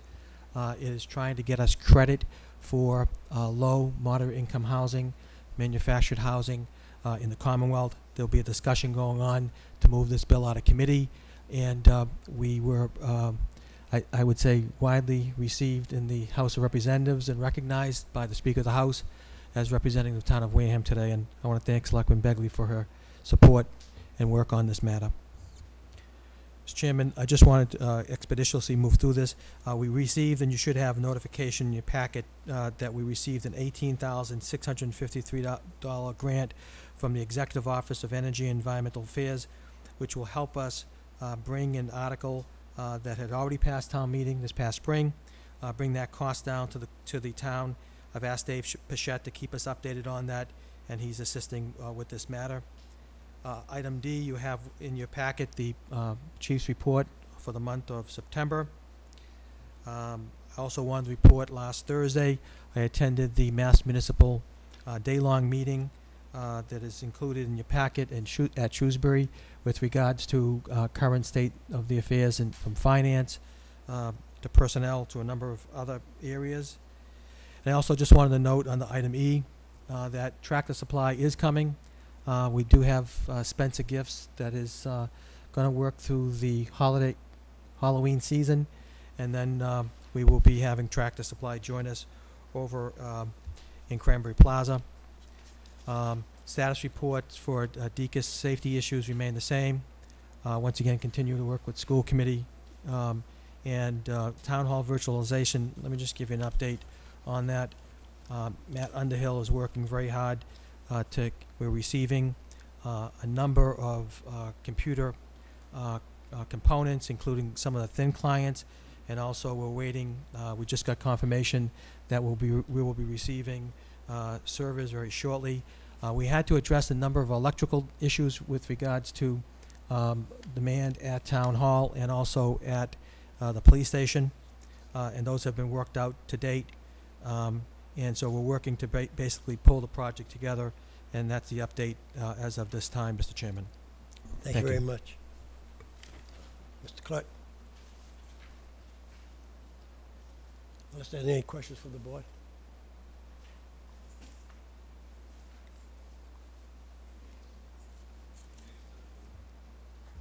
Sorry. Next up, we have the AD Makepeace development update. I did see in the packets that they did send out that report. I also saw that Jim Kane couldn't be here tonight. It'd be really nice if we could have them do it. So, I would. I think he said that he would come in another date if we could just rearrange the date. That was an answer to Do you want to make a CA's motion to put it on for another date? Well, yeah. I mean, are we in the through you to Mr. Andrews? Are we in the process of firming up a date with Jim to come? Yes, Mr. Chairman, through you to the clerk, Steve, we are trying to get a date. He could not be here tonight, as you have indicated. Right. And so I would just postpone this until Jim comes, and then we already have the report, and then we can discuss it at that point. Next up, I saw Cedar had also canceled their appearance tonight because they couldn't meet yet. So I would discount B as well. Bay Point Country Club, right of first refusal. There's people speaking. Mark, are you speaking?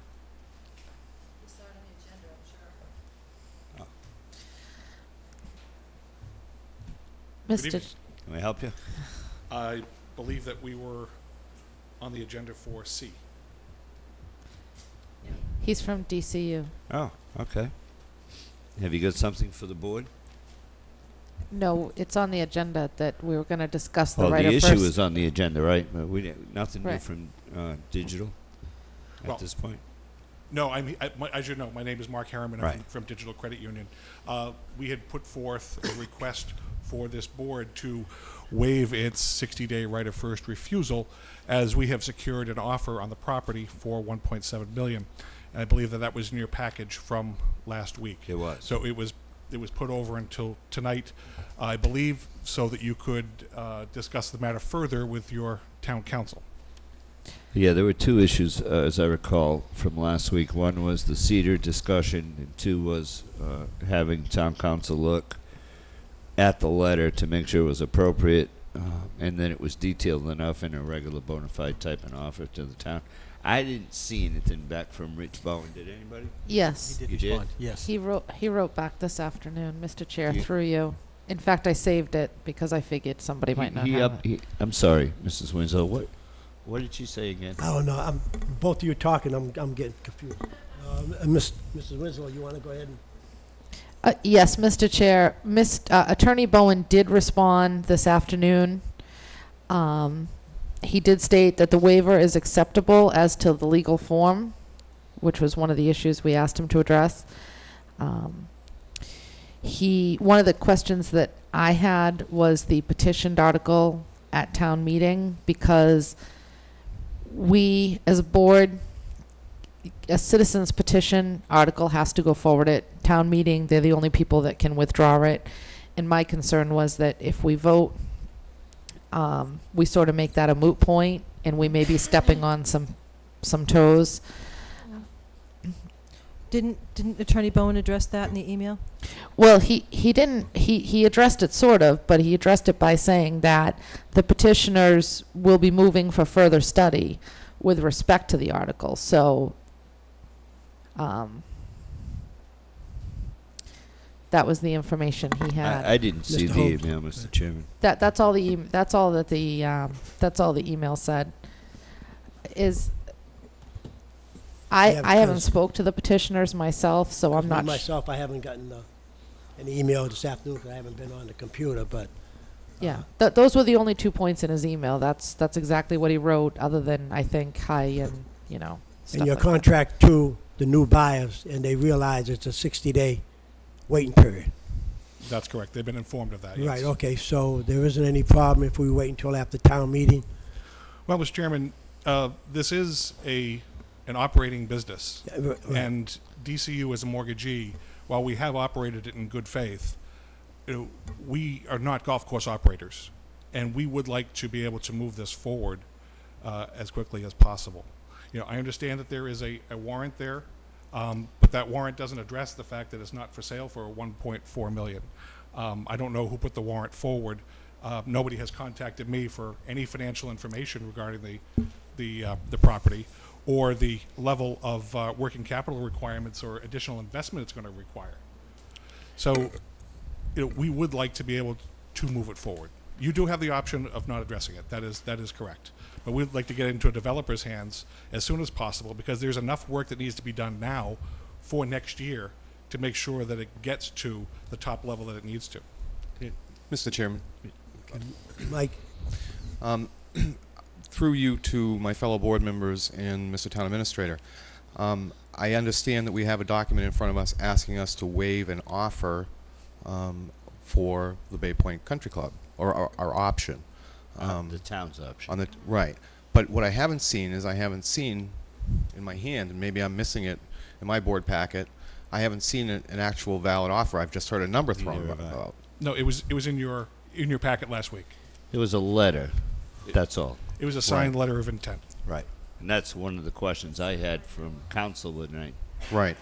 Is it actually an offer? Usually you see a purchase and sale agreement or something with detail in the offer, so that you can analyze that when you make a decision whether you want to refuse it or not. I agree. Or a memorandum of I understanding. didn't see Rich Bowen's email. Mr. Chair, Mrs. Winslow? if I may, through you, Mr. Harriman, I understand your frustration and your desire to move forward as quick as possible, and it's not that I disagree with you or that I agree with you, but you need to understand that regardless of what the petitioned article says, if a citizen comes forward and petitions town meeting that the Board of Selectmen shall dress in purple and pink polka dots every Tuesday night, there's nothing we can't do anything about that. People have a right to come to town meeting and ask for things. In this particular article, they're looking, to secure $1.4 million. You've sold the property or have an intent for $1.7 million. That couldn't have been known at the time that the petitioned article was written. So, we're 2 weeks away from town meeting. My suggestion would be, Mr. Chair, that perhaps you reach out to the town moderator and confirm that these petitioners are in fact looking to withdraw or further study the article, and maybe we can, once we have that confirmed, we can address that. Because Attorney Bowen did not actually address my question, and that was, if we waive our right of first refusal tonight or tomorrow, and we have a petitioned article that goes to town meeting, and let's say town meeting votes in favor of it, then what happens? the property is not for sale for $1.4 million. Well, So Mr. Chair, this is not a debate with $1.4 million. We have a petition article on town meeting. If $1.4 million is stated in the article, however, it does talk about eminent domain by the town. And again, citizens put this on the warrant. We're within our 60-day window, right? The 25th. We're still well within that. If the letter, and I hadn't seen Attorney Bowen's response, I would rather have seen it from Jay to make sure that it's appropriate. But I've seen more detailed offers in my lifetime than that letter I got, and I went home and read it 3 or 4 times this week. So, I don't have an issue with that. I wish the people well who are going to buy the place, but we have to do what's right for the town. 1, we have a petition article. 2, we have 60 days to do our due diligence on our side. I don't care what's happened in the last 50 years. I don't care what happens this year, right now, and into the future. So I have no issue with putting this off. It doesn't hurt the sale of the golf course. It does. I mean, the golf season's winding down. How much operation have we got left? We're already into October. So, I mean, I don't see what 3 more weeks. I don't see the issue in 3 weeks.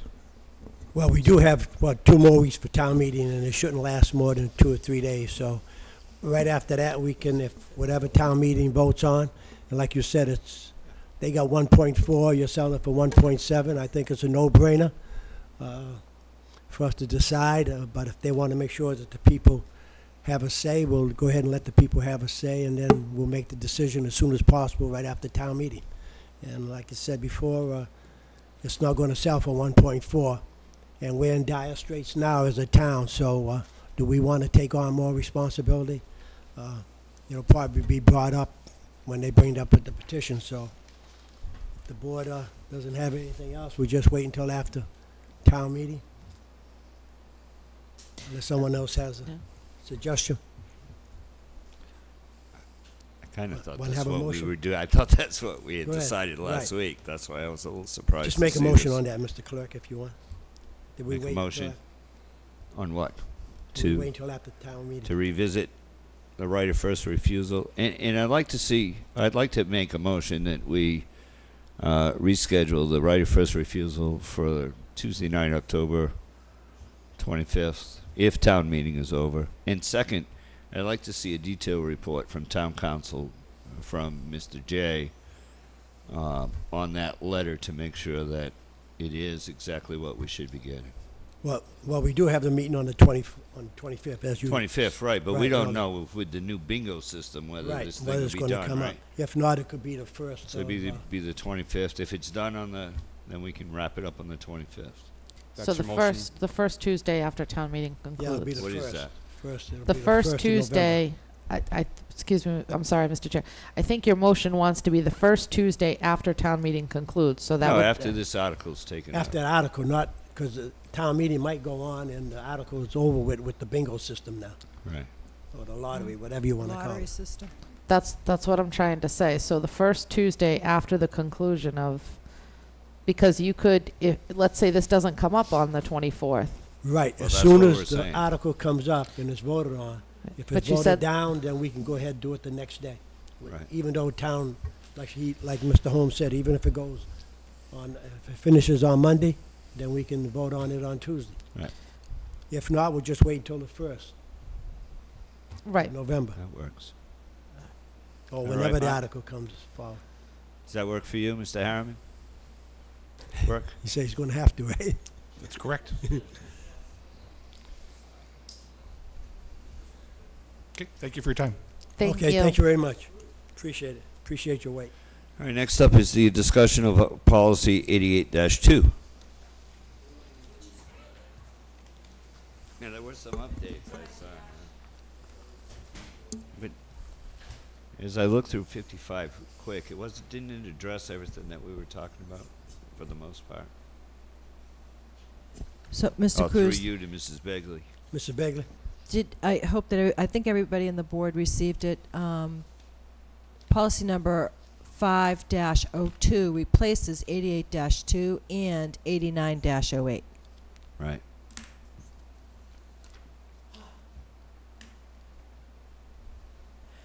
This was not in the policy binder that I received. So, which kind of makes me a little concerned. I just want to be sure that the policies that I'm making determinations about are updated. If Mr. So Chairman, as of right now, we do have the updated one, the 8908, plus the 0502, which supersedes all of it. Did you want to read it out? Or no? Well, if I might, the thing that concerned me last week was, and I think this policy addresses it, was the fact that we appoint, the Board of Selectmen, and this relates to those boards and committees that we appoint. If those boards and committees want to use the service of town council, they need a vote of their board, and then they need to present that to this board. That's the organizational chart. And then at that point, the chair can either contact town council or work with the town administrator. If a department head requires services, then that department head would go up their organizational chart to the town administrator. And these are two separate issues. The town administrator has nothing to do with a local board or commission that's appointed by the Board of Selectmen. That needs to come through here first, because otherwise, I'm not saying it would happen, but it very could possibly happen that the chairman of the fire alarm committee goes to Mr. Andrews. He says okay, and they're off with town council, and the five of us have no clue. Okay, Mr. Holt, Right? if you don't mind, would you read this out? Because right now you're giving your opinion. Just read it, and then we'll, You want me to we'll read be it? straight for everybody. It says request for opinion or use of services at town council shall first be initiated by a vote of the majority of a town board, committee, or commission, or by a department head. The chair of the board, committee, commission shall then forward such a request to the Board of Selectmen, together with the purpose of the service. Any town department head requesting an opinion of town council shall forward such request to the town administrator with the purpose of that service. If the town administrator agrees that the purpose is appropriate and proper, he will carry the request forward in writing to town council. The town administrator shall notify the Board of Selectmen by confidential memo or in executive session of such request. This policy shall not pertain to the Board of Selectmen, as it has a right to access council either individually or collectively for Board of Selectmen business. Requests, you want me to stop there? No, go ahead, read the whole thing. Requests for the initiation of litigation or in defense of litigation shall require the approval of the Board of Selectmen or by the chair of the Board of Selectmen in instances requiring expeditious action by the town. The Board of Selectmen shall approve or deny the request of any board, committee, or commission. In the event the town administrator should deny the request for town council services, he or she will place in writing the reasons and forward this to the department head as well as the Board of Selectmen. An appeal of the decision of the town administrator may be done so to the Board of Selectmen.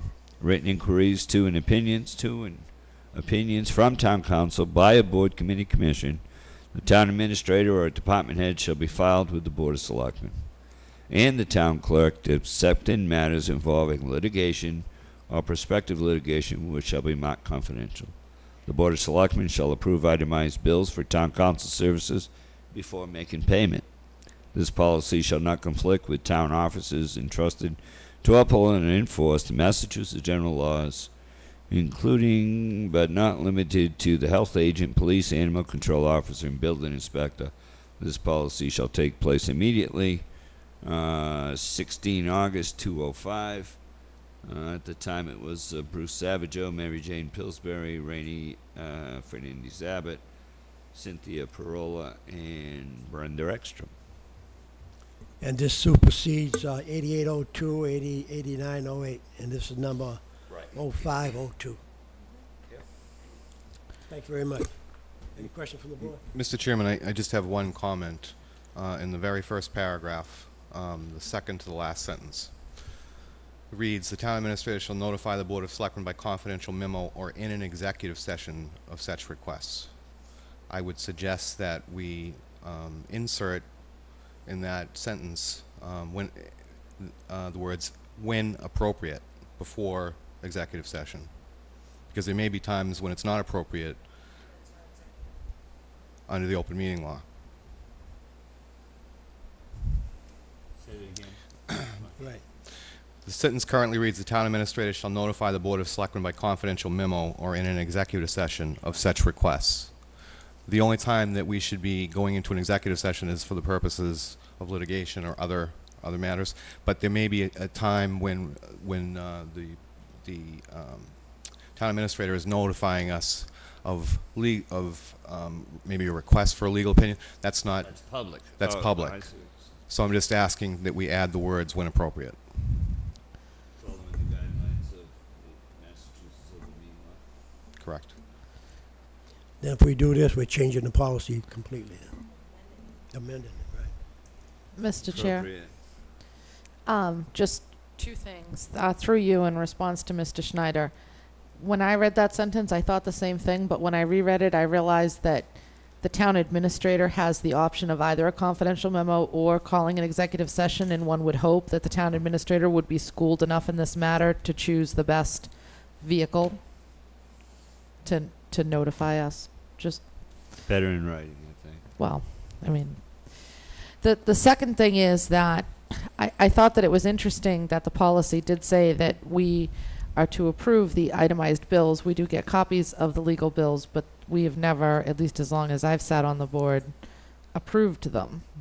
And I would like to see us to figure out whether we do it through an agenda item on a monthly basis or however we're going to do that. We don't have any mechanism in place. There's also another. Mr. Chairman, actually we do. It's called a consent agenda. Authorize for us to pay our bills. So they, in Right. addition to the sewer, you could have a B on there that says legal or town council fees. Yeah, So what it's already on there. whatever works, but it's just, we really should probably be in compliance with our own policy. And I forgot what else I was going to say, so.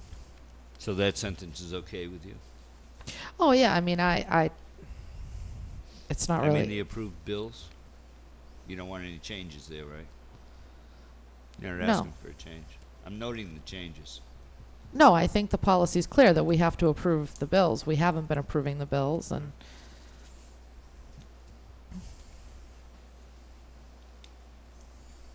Any other changes? Is there any Mr. other Chairman? questions? If there isn't any other, Just there wasn't a motion, we'll just leave it as is or No. look at it? Right. He made a recommendation. He made a recommendation. Right, there was no Right. motion. Right.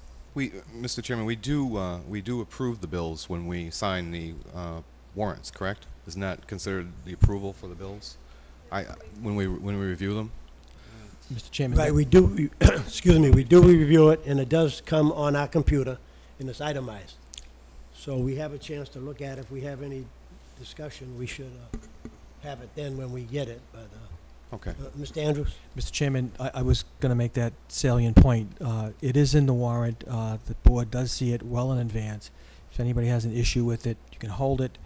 We can talk about it, get further research, whatever you desire. But it is called the payment of the bills through the warrant. Thank you, Mr. Chairman. Mr. Chair, Mr. Winslow? I do believe that since this board actually is the one who hires town council and town council works for us, that it would be appropriate, as we do with the sewer bills, for them to be on the agenda so that we can discuss in public any issues we may have with an itemized bill. I don't think those conversations should be happening between an individual selectman and the town administrator. And what happens if there's 3 or 4 individual selectmen that have the same problem that are having these discussions? So I would prefer that they go on the consent agenda.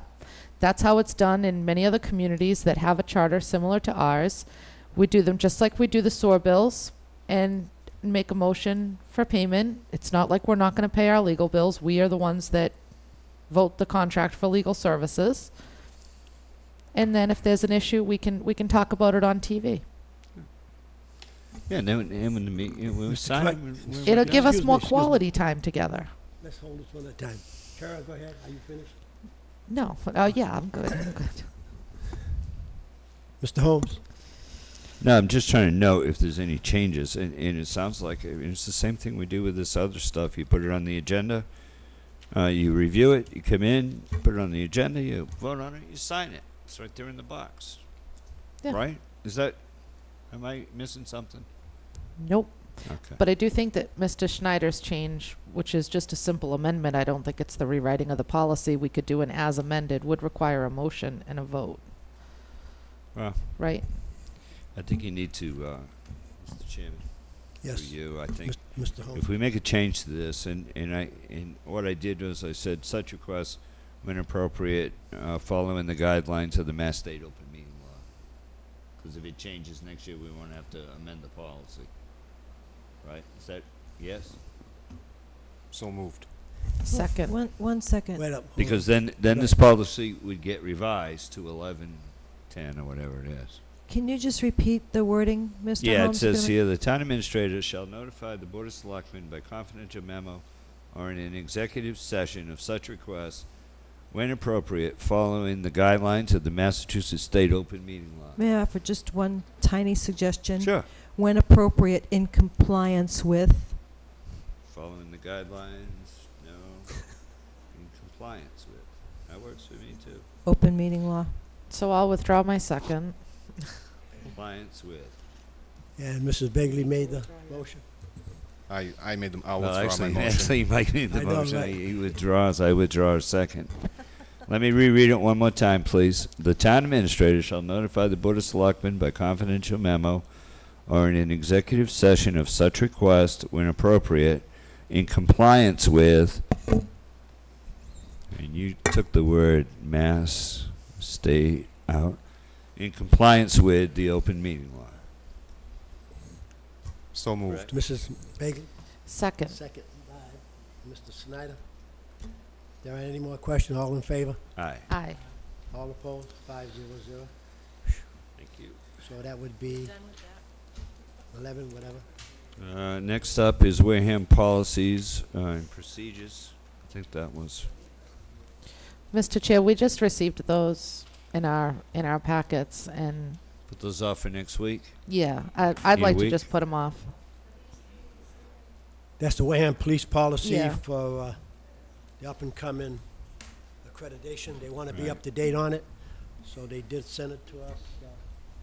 Or they emailed us end of last week. There was a Oh, and you have the written one in front of you now. There was a cover letter for that. I'm not sure that the board saw that because these were dated October 4th. But the third paragraph, this is a letter from Richard Stanley. It says, by the power vested in me by town statute and Mass General Law, Chapter 41, Section 97A, I have established written policies, procedures, rules, and regulations for the government, discipline, and supervision of the Wareham Police Department. And the law states only the chief of police may alter, amend, or revoke these written directives. Right. And if we don't act on it in a certain amount of days, it's automatically in.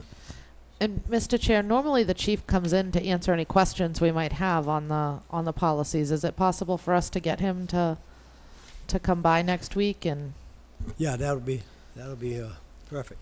great, thank you. Next is the laborers contract ratification.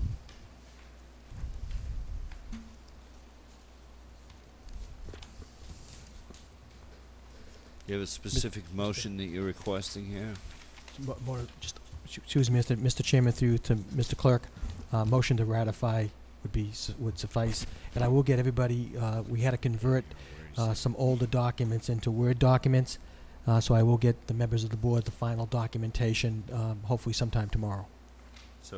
So we're putting this off until next week as well? Mr. Chairman, I would appreciate action tonight due to the fact of the actions that we have taken to date, and I would respectfully request the ability to get that Word document to the Board of Selectmen. So it would be a motion to ratify the agreement, what I would suggest, Mr. Chairman. Any questions from the board? Were these the contracts that we discussed last week? Yes. Did we not Unchanged? vote on them? No, Did- that's, you have to do it public, open meeting, public Right. meeting. So we did vote, and now we're going to vote again to ratify. Mr. Chairman, Yes, Mr. Snyder. I move that the Board of Selectmen ratify the agreement between the Town of Wareham and the Massachusetts Laborers District Council on behalf of the Wareham Emergency Telecommunications Dispatchers Union for the period July 1st, 2004 through June 30th, 2007. Is that Motion made. Second. Second. Any other questions on it? All in favor? Aye. aye? Aye. All opposed? No. 4, 1, 0. Mr. Chairman, I move to ratify the agreement between the Town of Wareham and the Massachusetts Laborers District Council on behalf of the Wareham Emergency Telecommunications Dispatchers Union for the period July 1st, 2004 through June 30th, 2007. Second. Motion made and second. Is that not the s- did I you think say they're the one? Say same. the same I have thing. two, Mark. Yeah, I have two no, of the it's same, Mark. different. One was. Huh? Was it the same? It's the same one. Sounded like he said Yeah. the same thing twice. I thought you did them both at once. You said dispatches Wasn't that and both at laborers. once? Did you do both at once? Yes. Yeah. No? Correct. Yeah, they're both in there. So they're done. Any other town business, Mr. Chairman? Any other town business? I have one thing to say. What an incident happened outside the door, and I hope, and I'm respecting all selectmen to act accordingly. We got to respect the public, and the public has to respect us. And if we can't do that, we don't need to be sitting on this board. It's not for us to confront anyone, or they to confront us. Mr. Chairman, Excuse me, I'm speaking right now, and there's not going to be any debate, because we're selectmen here, we represent the town of Wareham, and we have to act accordingly. For us to leave this seat, to go out front, to confront anybody, that's uncalled for. Is this town business? Town business? Mr. Chairman, you're out of order. Because, Mr. Chairman, you're out of order. okay, state your point. You're out of order. Okay, go ahead. You're out of order. This is not part of this agenda. But I Number made one, my statement, and Mr. I hope Chairman, I hope it's clear to everybody. Mr. Clerk, continue. No, you're going to go around the table, town business? Yep. Mrs. Winslow? Mr. Winslow? Mr. Chair, I do not have any other town business. Mr. Schneider? Mr. Snyder? No other town business, Mr. Chairman. Just a reminder that there'll be a public hearing for the nitrogen regulations on October 19th. And you didn't make an I announcement. did not make it, I apologize. What was that date again? October 19th. And I'm going to say 7 p.m. And I hope I'm right. Is it 7? I have Joe, one- anybody? Okay, I'm going to say 7. I have Check the website. the nitrogen. The nitrogen public hearing, nitrogen regulations. I saw that. I read that somewhere today, and I forgot. I apologize. I That have was a- 6:30? No, I'm asking you. I believe it's 7. I believe that the Board of Health is still going to have their regular meeting at 4, because I believe that's true. Did you write it in your book? I didn't write it down. It's 7 p.m. Yeah? Awesome. I was right. I'm not up to date like the rest of you with the computers. I have to go the old-fashioned way. I have just one. I think it's any town business. It's got to do with CETA. We've been dancing around the lamppost here for the better part of a year. I know we brought this up before, and I've really seen no action. And the reason I think I haven't seen any action is because it's this board's responsibility to act, and we haven't acted. So we've talked about it. Mr. Andrews resent the letter back to the state. reestablishing this board's authority over CETA. We are the only board in town that the state recognizes as an authority of CETA. And so my point, and if I need to, I don't want to violate any rules, we can put it on next week's agenda, but I want to direct the town administrator to post our CETA director's position, because we're in such a state. We have Makepeace going on, we got Bay Point going on, we got businesses going on, we got all kinds of stuff in this town, and we have no CETA director, and it's really getting old. Now I understand that Peter, and I'm not saying anything bad about Mr. Sanborn. I happen to like him, but as a town of Wareham, it's this board's responsibility. CETA is under our authority, and I think at some point, whether it's today or if you guys think it's out of bounds, it's not really a liaison report, but if it's out of bounds, I'll just shut up and put it on next week's agenda. Mr. Chair, Yes, Mr. Winslow. if I may, through you, to Mr. Holmes, I'm not sure if you weren't present at the meeting that we discussed this issue, and we did set a deadline for the CETA board to review and make recommendations in the job description to this board, and then we intended to review their recommendations and either accept, reject them, rewrite it, with the goal of advertising the position right after the holidays. Right after what holidays? The Christmas holidays. Oh, no. That No. we had Mr. don't- Sanborn here. I'm not. Excuse me. I don't. Yep, excuse me. Let Mrs. Winslow. No. Mr. Sanborn came, and it was, and I'm not saying that I was overly happy about it. I think if you watch the tape, you'll see I really wanted to get this done a little quicker, but I can understand the whole transition and making sure that we go about this process correctly. And that was the decision that we as a board came to. And we did put definitive dates on it to ensure that this process got underway. In fact, I believe that one of those deadlines is actually right around the corner. I think that the CETA board is supposed to have that job description back to us. I believe it's mid-October, I'm pretty sure. I'll have to go back and look at the minutes, but just so you know what happened that night, because I do think that you may not have been here. Mr. Holmes? Mr. Chairman, I do recall that. However, I'll have to go back and look at those minutes. I do recall we had a discussion, and that's why I'm bringing it up again, because, boy, it would really startle me to know that I voted to wait until January to post a position of CETA director. I would be surprised at myself. I thought that, now that I do remember a conversation, but I thought those dates were a lot sooner than that, because you have the posting. They were going to review that RFP to put out and get it back to us so that we could get it posted. And then have offer Mr. Sanborn's assistance to work with that person for a transition period, 30, whatever, 60 days. But we really, I'll go back and look at those minutes, and if necessary, I'll request it on next week's agenda. Okay, that sounds like a winner. And just Thank you. for the record, Mr. Chair, I'm not sure that Mr. Holmes did vote in favor of that. He may not have, but the majority of the board did, so.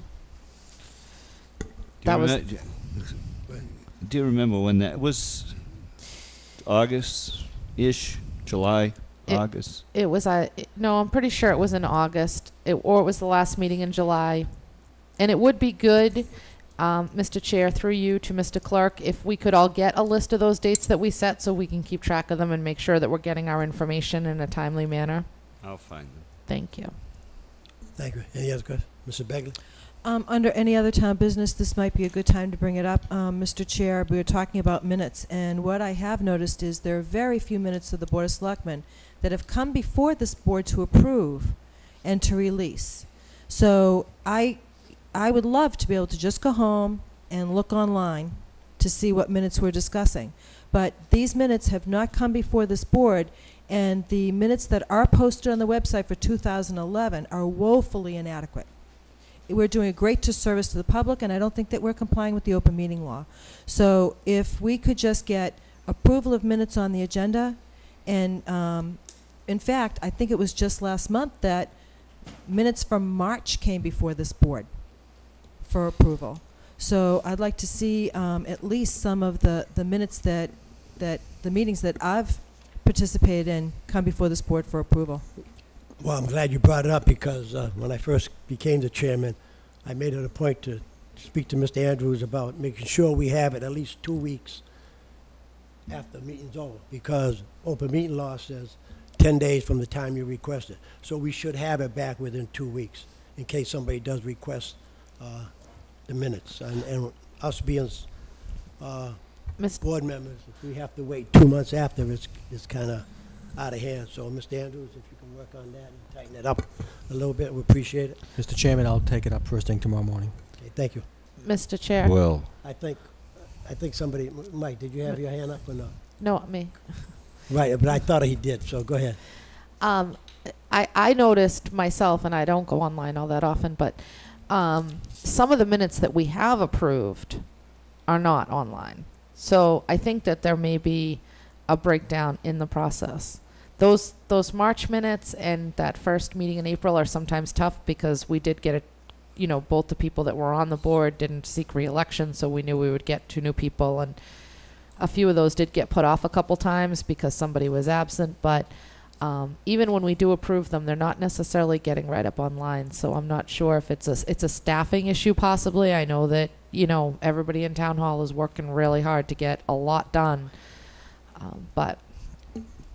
Well, what we'll do, we'll have a list made of the minutes that were approved and make sure we start working on them, getting it up to date, whether we move forward from the last one now or starting from today. Make sure this is done within a couple of days and then start working backwards. Either way they want to do it, we need it done as soon as possible. Mr. Chairman, to follow up Yes, on Mr. that, I know, and again, I'll put this on the agenda next week or the following week. But as a board, we have talked about it a little bit in the past on the previous board. This board, I don't think has taken the issue up at all. I'll put it back on the agenda again in the next week or two. But we need to really discuss the staffing issue because for over a year now, we're light 40 hours since John St. Jeanette left, and we've never, as a board, backfilled our position in the office since John left. We actually have 3 people there. That we have 2 now, and Susan Green has gone over to. She used to help out. She's gone over to Council on Aging. St. Jeanette left, which just leaves us. Oh God, sorry. Names, yes, Janet and Shirley. I knew that. I was coming up with that any second now. So I think I'll put that up on the agenda as well so that we can have a discussion about it and see what we'd like to see in the office, what our needs are as a board, so that we can put together a position and get our administrative staff put back together. All right. Any other questions? The other thing I noticed, Mr. Cruz, is I'm not sure that all the executive sessions have gone through to be approved I will work on it this and week. released. But we definitely owe it to the public, to anything that can be Well, they approved can't and see those. released. They can't Approved see and those. there can be approved and released as well when things have been resolved. Well, we can't blame that on a staffing issue, can we? Steve. No, actually, I do have a question, follow up with Mrs. Bailey, because I agree with her that, there's a lot of stuff. And I remember when you came in as the clerk, did you not spend a day and a half somewhere in an office with somebody just trying to find them and bring them all together? Because right after you came in, I remember we sat here one night and we did a ton of them that you found. Right, because we had to go back maybe 2 administrations prior they were written, but they never were approved because of litigation. So we had to go through, it was Shirley in office, myself. We went through them, then we have to go through them with the attorney to make sure we can release them. Some of them we could do on our own, and some of them we can't. So a lot of them, if they are written up, we still may have to hold them. Right. But it did take at least two two good visits, and it was a few hours on each I one. remember you saying that. Okay. Anybody else? Any Sewer town business? Any Sewer sewer business? business? Liaison reports? Liaison, we'll start with Mrs. Begley. The Board of Health now has a quorum and has met. They still have an opening. Had one interview at their last meeting, and as I mentioned, there's a public hearing next week. Minot Forest meets tomorrow night. The Bike Path Committee meets later this month. And I can't really think of anything else. Mr. Holmes? Yeah, I was looking around. Yes, this is liaison related. We have the Tremont Nail group. I have a bunch of information I'd like to get out to the board, put it in your packets, or an email I think is appropriate because it's information. But the Tremont Nail board, it's really messed up. There's no quorum. We're not even really sure who the members are. Mr. Slavin, who's not available tonight. Even Alan's done a lot of research on this, trying to figure out who's supposed to show up, who's not supposed to show up. So I will put it out, the information out this week, as well as the language from the charter and anything else that we found on the makeup of the board. And then if the board would be so kind next week to vote on this, if we need to make changes here, because we can't meet. There's no quorum. There's some discussion of the city director being on that board, and he has to show up. And then there's some discussion where he's not on that board and doesn't have to show up. We don't know. So we're kind of lost there on that Tremont Nail thing, and we really need to regroup. So if it's all right, I'll send out the information this week, and you all have a chance to read through it, and we can put it on next week. Actually on our regular agenda, because we may have to make a motion on the makeup of that board. Okay, and I will ask Mr. Slavin to come next week if that's okay, because Alan has more historical data than I can remember. Any other questions?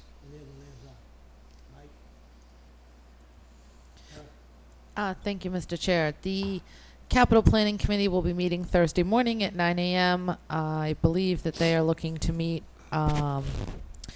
in the cafeteria where the planning board meets. Normally I saw an email. What? The cafeteria at 9 a.m. And, of course, the public is welcome. The Library Board of Trustees will meet on Thursday night. And 6 p.m. Mr. Cruz, may I ask Mrs. Winslow a question about the capital planning meeting? I didn't see it posted. I looked this morning on the bulletin board, and I looked outside the clerk's office, and there isn't a posted meeting. Let me see. I didn't see it posted on the bulletin board, and I didn't see it posted at the clerk's office. So I'm unsure whether or not they're meeting this Thursday. I know they customarily do. Is it posted I'm looking. at the bulletin board and at the clerk's office? Right, but I didn't see it there, but I looked this morning. The email that went through, that went to, a number of people, asked for it to be posted before 9 a.m. on Tuesday, and asks for the change to the cafeteria. So, yes. Okay, because I looked at 8:30 this morning and it wasn't there just before we left. So maybe it was posted by then. 'Cause the email went out last night around 7 o'clock. But anyways, so it's the capital planning and the library. And that's all that I have. You want a motion to adjourn? Mr. Campino was sitting out back. I didn't know if he had a report to make on sewer, or was he just enjoying our company? All I had was that last week I had a meeting with Makepeace. He asked me for on that, and if you want to do that, I'll wait till Mr. King comes. Yeah, well, yeah, he's going to come in next week, I think. Well, while you're standing there, I apologize because I put that off because I thought, between you would be sitting there with Jim. Did you find that number in your head? Was it 110 or 130? There's no number. There's no concrete number. Oh, okay. They gave us one. It's the 50,000 is a guaranteed number. Today. Correct.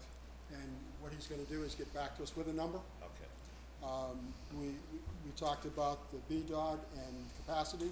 They know that we have limited capacity. We're certainly not going to ask for anything more than we have. So I want to report that. So my suggestion here, which is going to get to us through Mr. Kane, a number for the future. But we were very adamant about the point that we have limited capacity. Capacity is what we have at the time he comes forward. They're totally aware of that. They're aware of the Woodward current, and they're sure there'd be no strong arm or nothing like that. So I want to report that and with Mr. Kane to actually speak for himself. I want to speak for him. Right. But I was very adamant about our position, and they're totally agreed. So capacity is what it is. Capacity is what we have available at the time they ask. That's what capacity is. So they're going to be the very best of some numbers from our planning, but they also said that anybody that comes forward before this board for capacity, I explained to them very adamantly that we would take that project as it is and consider it on its own merits. And they would say absolutely. So, Mr. Chair, Thank you. there is a Woodard and Curran report which estimates what the potential for the BDOT could be. And Mr. Kane states in his letter that even after those estimations, there is capacity left. I mean, you can only do so much. We're talking about, and it would be great if we could post this information online because I think people need to see things for themselves. There's a nice map with a highlight. We're talking about a very small portion that this particular agreement is in relation to.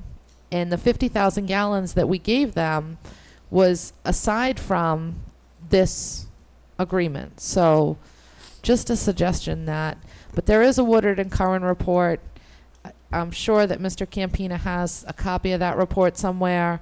And that report, pretty much covers, everything. It accounts for a lot of different scenarios, so. 300 acres on the BDOT, they could use the capacity we have available. As I can see, we have a 300 acre BDOT development for commercial industrial. That's what it says. They also promise them capacity. And also further, right now they're coming through Springboard. It also gives us the option of bringing them through the force main on 28. We have that option because it gives us that option. It's our discretion. So the Springboard got to be a problem we could bring to the front. But the point is that we have 186,000 gallons for the Woodward and Curran that's available to us. So we're not going to use nearly those gallons. So we can move forward. But the point is we can move forward. Anything that comes in front of us, we can move forward. And the point I want to make is that this is not to stop us from moving forward. And anybody comes in front of us, if you came tomorrow with development, we can take that as its own merits, grant capacity. When they finally came to us, they understand that whatever capacity is the capacity. There's no reserve capacity. So that's important as we make decisions in the future. Any other? Mr. Begley? A couple things. First of all, you didn't make any promises about capacity. You didn't make any, okay, no promises. Okay. There's a couple things. One is the packet that we received from AD Makepeace. And it says here on June 8th, 2010, the Wareham Board of Selectmen made a motion. Motion by Selectman Winslow made a motion to approve the request by AD Makepeace for the sewer connection for Rosebrook Business Park, not to exceed 50,000 gallons per day, and then there were following conditions. And that passed by a vote of 4-1-0.